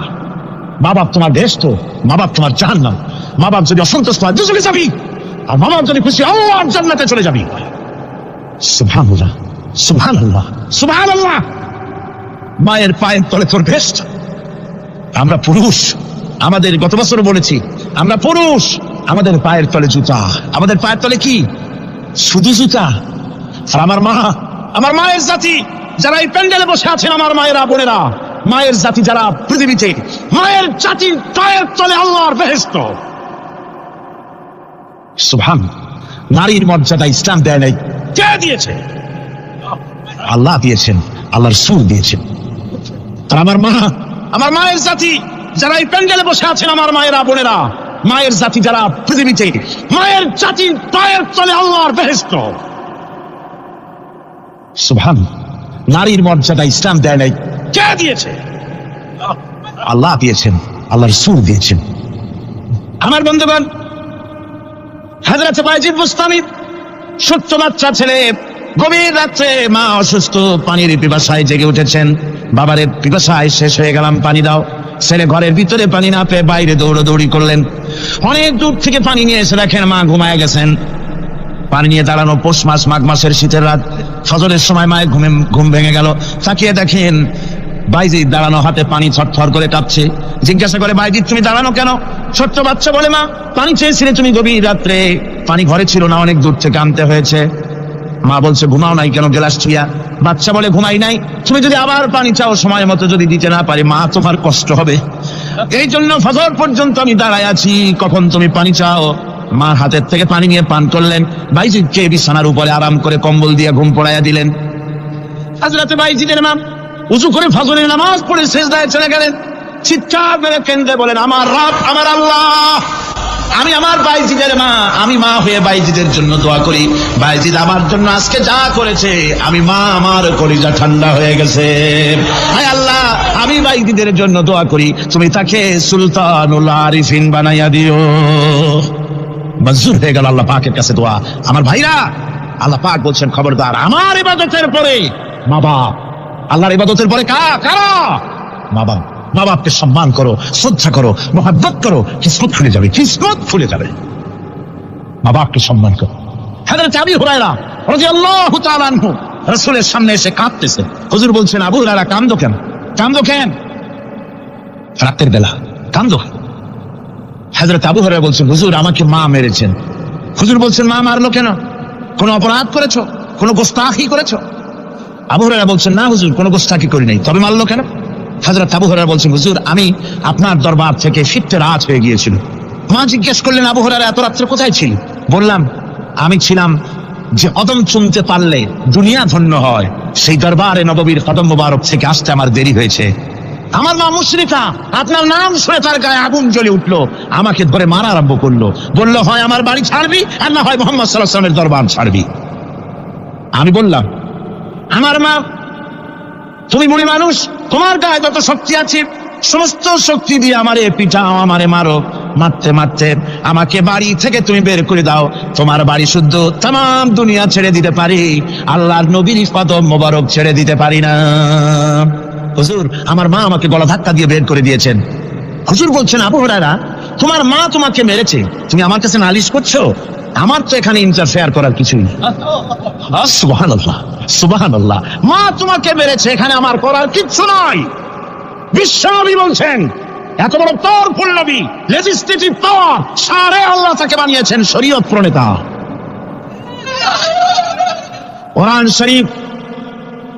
কোরআন শরীফে শুধু হালাল ও হারামের হালাল এবং হারামের, বৈধ এবং অবৈধের সীমারেখা শুধু কোরআনই ঠিক করেনি, রাসূলের জন্য আল্লাহ ছেড়ে দিয়েছেন। আল্লাহ রাসূলও হারাম, হালাল এবং হারামের বৈধতা অবৈধতার সীমারেখা নির্ধারণ করেছেন। এত বড় ক্ষমতা তা, এত বড় পাওয়ারফুল বিশ্বনবী, তিনি বলছেন মা মেরেছে, আমার করার কিছু নাই। চিন্তা করেন কত বড় কথা, এ কথার লোড কত। হযরত আবু হুরায়রা বলেন, ইয়া রাসূলুল্লাহ, মা আমাকে মেরেছেন, আমি আল্লাহর নবীর কাছে মায়ের বিরুদ্ধে নালিশ করতে আসি নাই। বললেন, কেন এসেছ? হযরত আবু হুরায়রা বলেন, হুজুর এসেছি একটা কারণে, আমি জানি আল্লাহর নবী যদি আল্লাহর দরবারে হাত উঠায়া কোনো জিনিস বলে আল্লাহ রাব্বুল আলামিন সঙ্গে সঙ্গে মঞ্জুর করে নেন। হুজুর আমি এসেছি, মেহেরবানি করে দোয়া করুন আমার মাকে যেন আল্লাহ হেদায়েত নসিব করে দেন। আল্লাহর নবী হাত উঁচু করে বললেন, আল্লাহুম্মা হিদি উম্মা আবি হুরায়রা, আয় আল্লাহ আমি দোয়া করি আবু হুরায়রার মাকে তুমি হেদায়েত নসিব করে দাও। রাসূলুল্লাহ দোয়া করছেন আর আবু হুরায়রা সমানে দৌড়াচ্ছেন।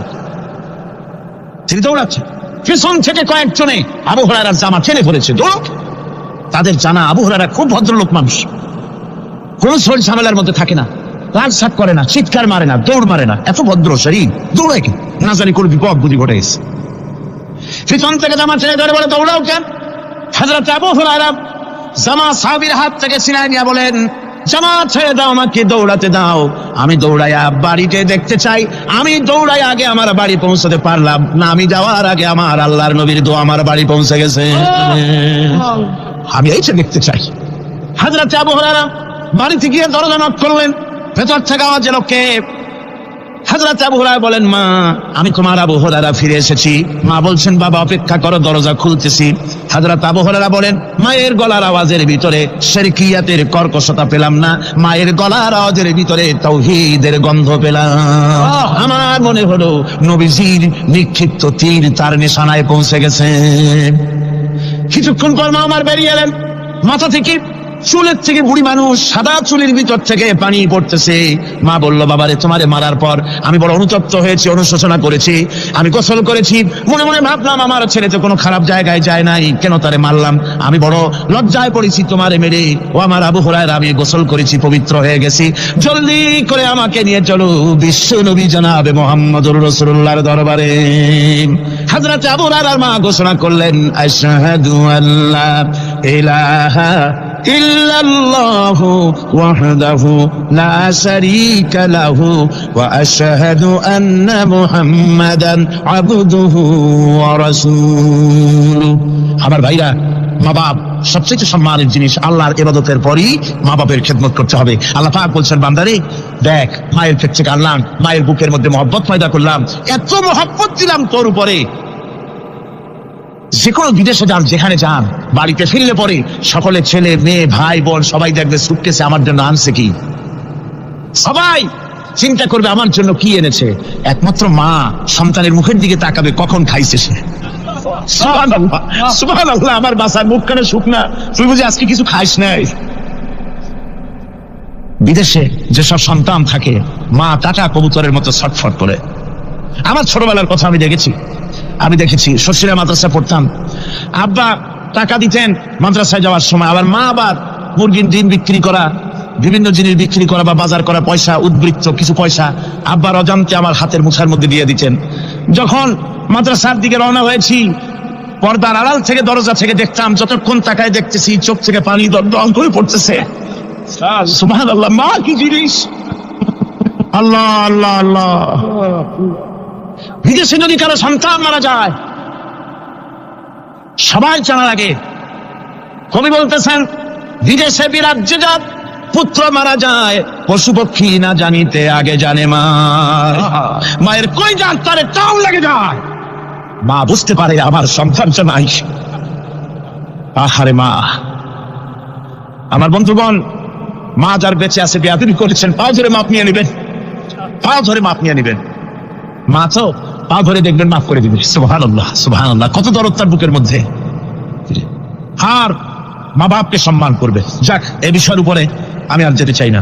সত্যি আপনাদের বললাম, এই বিশাল জনতাকে বললাম, সবচাইতে বড় পীর আপনার জন্য আপনার মা বাপ। সবচেয়ে বড় পীর কে? মা বাপ। সন্তুষ্ট করেন, রুজিতে অভাব ঘটবে না, কোন মাজারে গিয়ে সেজদা দেওয়া লাগবে না, আল্লাহর কসম। মাজারে যাই চাওয়া লাগবে না। মা বাপকে খেদমত করেন, মা বাপকে খুশি করেন, মা বাপকে খাওয়ান, হাদিয়া দেন, মা বাপ খুশি, রুজিতে বরকত হবে, ব্যবসায় বরকত হবে, ঋণগ্রস্ত থাকবেন না, সম্মান আল্লাহ বাড়ায় দিবেন। সুবহানাল্লাহ বিহামদি, রাসূলুল্লাহর হাদিস। এই জন্য আমি অনুরোধ করব, মা বাপকে সম্মান করবে। ওয়াসি বুঝতে পেরেছি মুহাম্মদ সাল্লাল্লাহু আলাইহি ওয়াসাল্লাম আল্লাহর রহমত, করুণার নবী, দয়ার নবী, তার কাছে যদি আমি যেতে পারি তাহলে তিনি আমার সম্পর্কে, যদি তার সামনে যেতে পারি তাহলে তার কঠোর মনোভাব আমার প্রতি নরম হয়ে যাবে। এই মনে করে সাহাবায়ে কিরামদের চোখ এড়ায়া তিনি হুজুরের সামনে গিয়ে হাজির হয়ে গেলেন। হুজুর তাকে দেখিয়ে বললেন, তোমার নাম না ওয়াসি? তিনি বললেন, হ্যাঁ আমার নাম ওয়াসি। হুজুর বললেন, তুমি আমার চাচাকে শহীদ করেছো? ওয়াসি বললেন, জাহালাতের কারণে তা করেছি। হুজুর বললেন, কেমনে শহীদ করেছো আমার চাচাকে, আমার একটু শোনাও। ওয়াসি বলতে লাগলেন, আমি বল্লম দিয়ে হযরতে হামজার শরীরকে এফোড় ওপড় করে দিয়েছি, তারপরে তার বুককে খঞ্জর দিয়ে ফেরে বুকের ভিতর থেকে কলিজাটা বের করে নিয়ে আমি হাতে দিয়ে দিয়েছি হেন্দাই কলিজা চিবিয়ে চিবিয়ে খেস।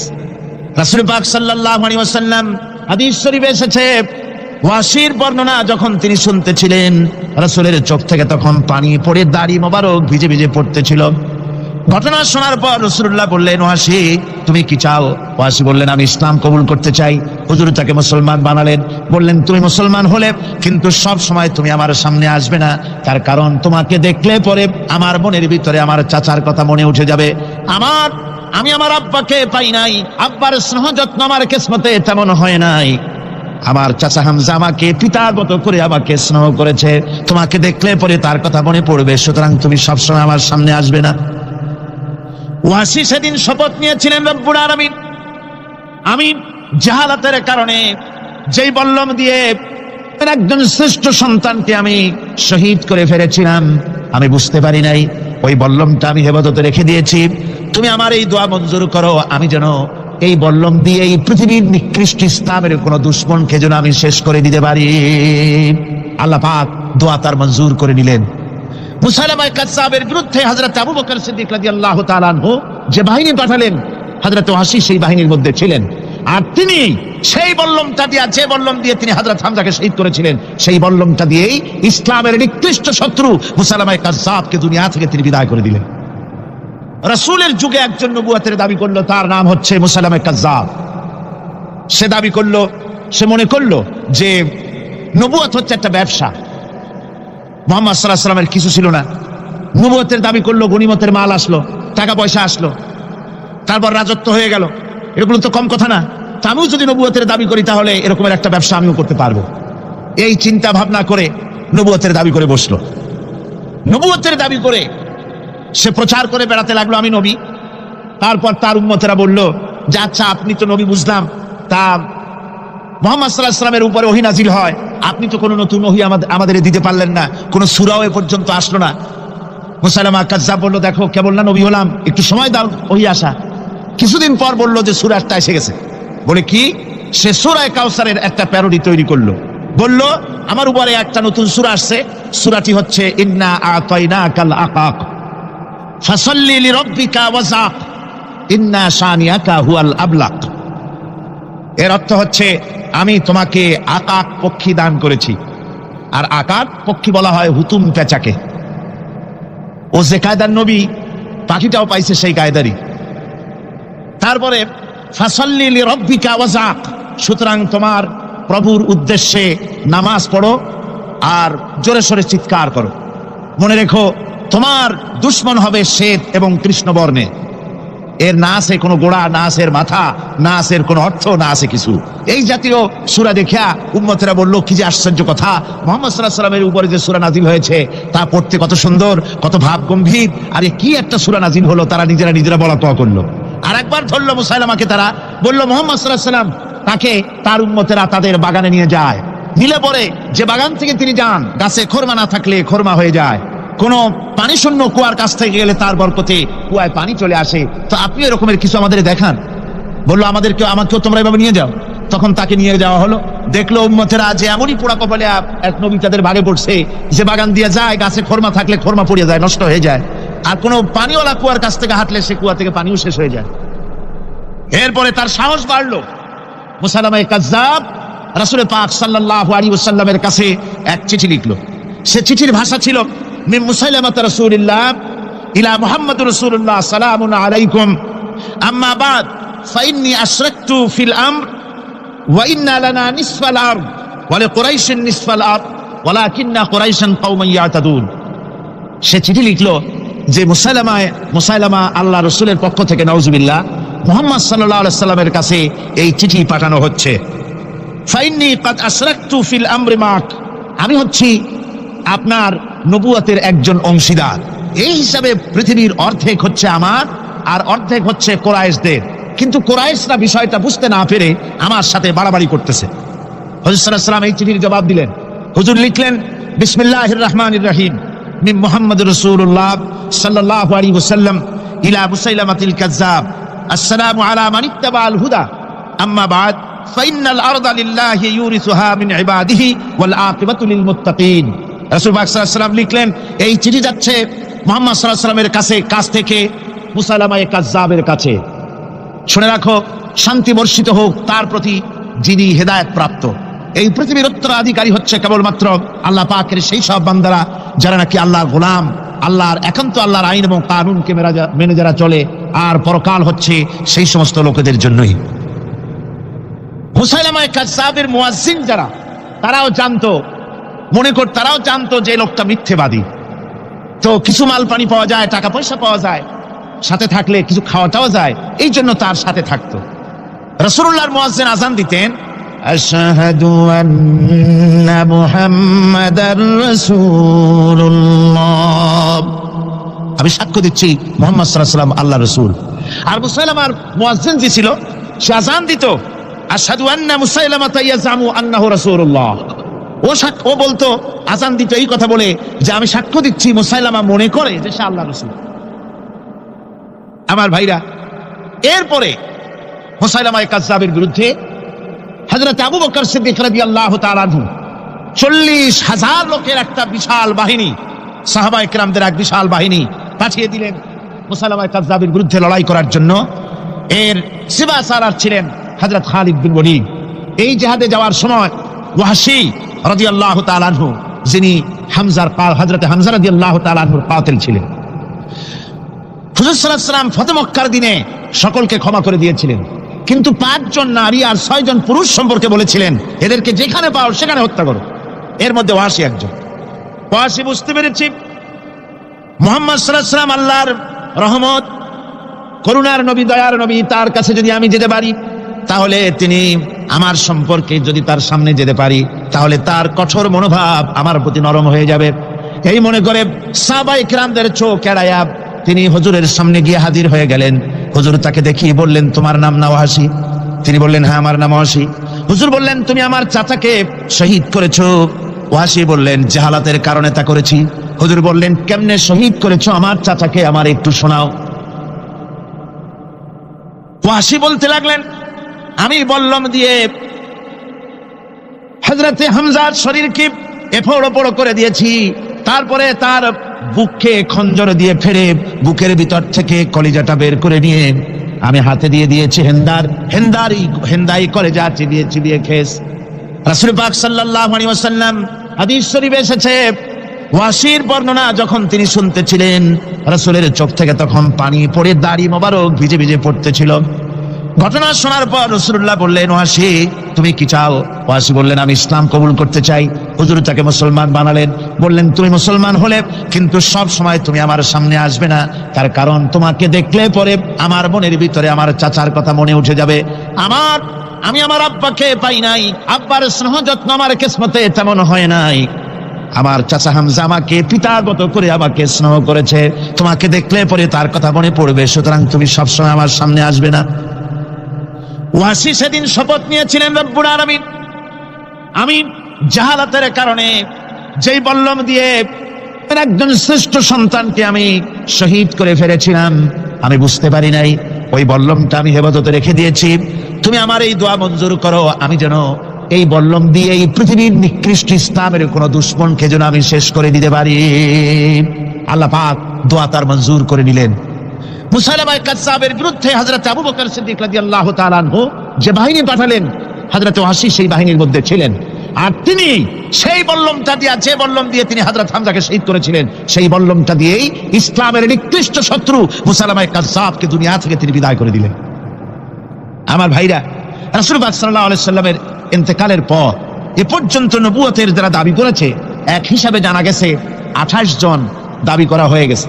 রাসূল বলেছেন আমার পরে 30 জন মিথ্যেবাদী নবুয়তের দাবি করবে। কতজন করবে? 28 জন হয়ে গেছে, বাকি আছে কত? এর মধ্যে গোলাম আহমদ একজন। গোলাম আহমদ দাবি করলো যে আমি নবী। তার অনেকগুলি বই কিতাব সে লিখলো। বইয়ের মধ্যে এক জায়গায় সে লিখেছে, তার বইয়ে এক জায়গায় লিখেছে যে আমি স্বপ্নে দেখলাম আল্লাহ আমার সামনে উপস্থিত। আল্লাহ আমার সামনে এসেছেন পুরুষের আকৃতিতে, আর আমি তখন স্বপ্নের ভিতরে আমি নিজেকে একজন নারীর মতোই মনে করলাম। স্বপ্নের ভেতরেই আল্লাহ পাক পুরুষ হিসাবে আমাকে ব্যবহার করলেন। আমি স্বপ্নের মধ্যেই গর্ভবতী হলাম এবং স্বপ্নের ভিতরে আমি গোলাম আহমদ মসিহে রূপান্তরিত হয়ে গেলাম। নাউযুবিল্লাহি মিন যালিক।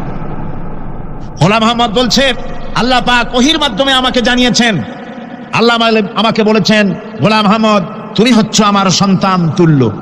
নাউযুবিল্লাহি মিন যালিক। এইভাবে অসংখ্য মিথ্যে কথা দিয়ে বইপত্র রচনা করেছে। লোকেরা তার কাছে নবুয়তের প্রমাণ চেয়েছে।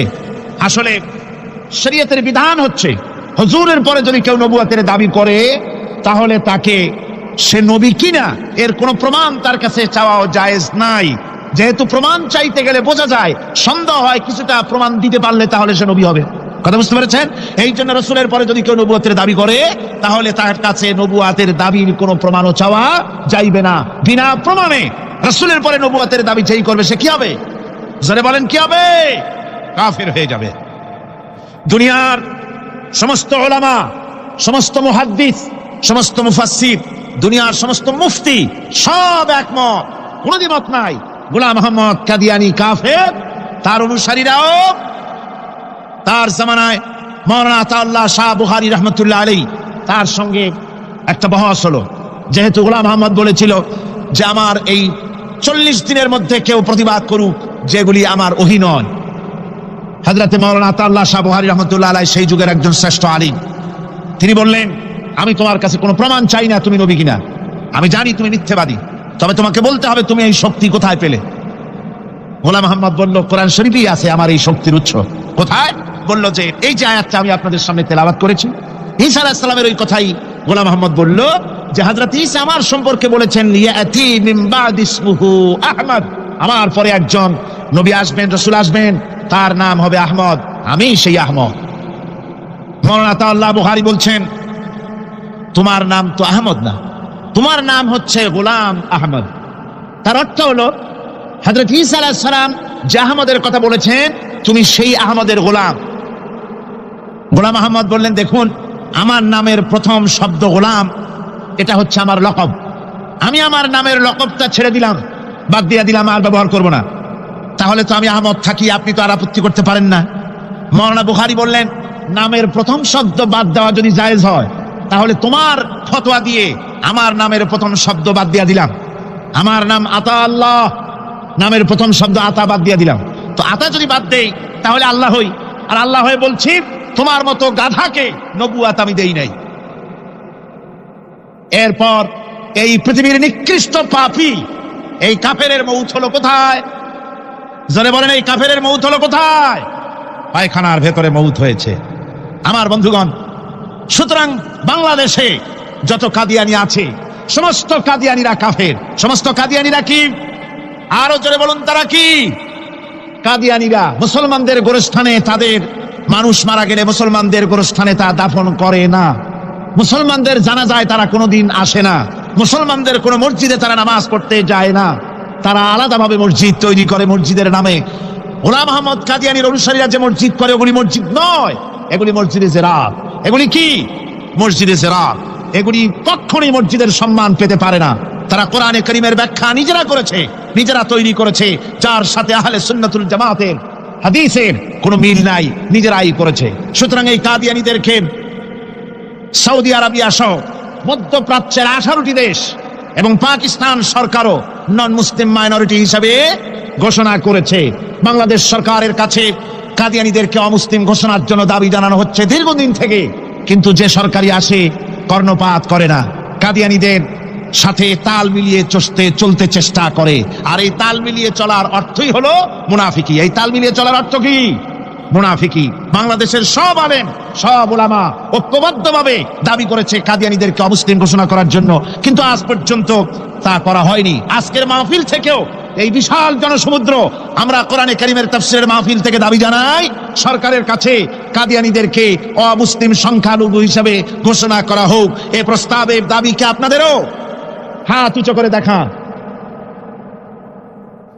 ربنا ظلمنا أنفسنا وإن لم تغفر لنا وترحمنا لنكونن من الخاسرين ربنا لا تزغ قلوبنا بعد إذ هديتنا وهب لنا من لدنك رحمة إنك أنت الوهاب أي الله تعالى হাজার হাজার মুসলমান নরনারী ঠান্ডাকে উপেক্ষা করে তোমার দ্বীনের কথা শোনার জন্য, কোরআনে কারীমের কথা শোনার জন্য এই মাঠে এসে হাজির হয়েছে। আল্লাহ তুমি দয়া করে মেহেরবানি করে আলোচনার সওয়াবটুকু হুজুরে পুর নূর সাল্লাল্লাহু আলাইহি ওয়াসাল্লামের রূহ মুবারকে পৌঁছে দাও। রব্বুল আলামিন, আমাদের মধ্য থেকে যাদের মা বাপ দুনিয়া থেকে জনমের মতো বিদায় হয়ে গেছে, আল্লাহ কবরে যদি আযাব থাকে দয়া করে আযাব মাফ করে দাও। আল্লাহ আমাদের মা বাপের উপরে তোমার রহমত নাজিল করো। রব্বিরহামহুমা কামা রব্বায়ানি সগীরা, রব্বিরহামহুমা কামা রব্বায়ানি সগীরা। হে আল্লাহ রাব্বুল আলামিন, এই মাহফিলে যত লোক আছি আমরা, কার কোন ব্যাধি আছে, রোগ আছে, আমরা তুমি ভালো করে জানো। আমাদের প্রত্যেকের ব্যাধিকে তুমি শিফায়ে আজলা দান করে দাও। আল্লাহুম্মা হাব্বিব ইলাইনাল ঈমান وزينه في قلوبنا وكره إلينا الكفر والفسوق والعصيان واجعلنا من الراشدين ربنا تقبل منا إنك أنت السميع العليم وتب علينا إنك أنت التواب الرحيم سبحان ربك رب العزة عما يصفون وسلام على المرسلين الحمد لله رب العالمين واجعل آخر كلمة عند الموت لا إله إلا الله محمد رسول الله.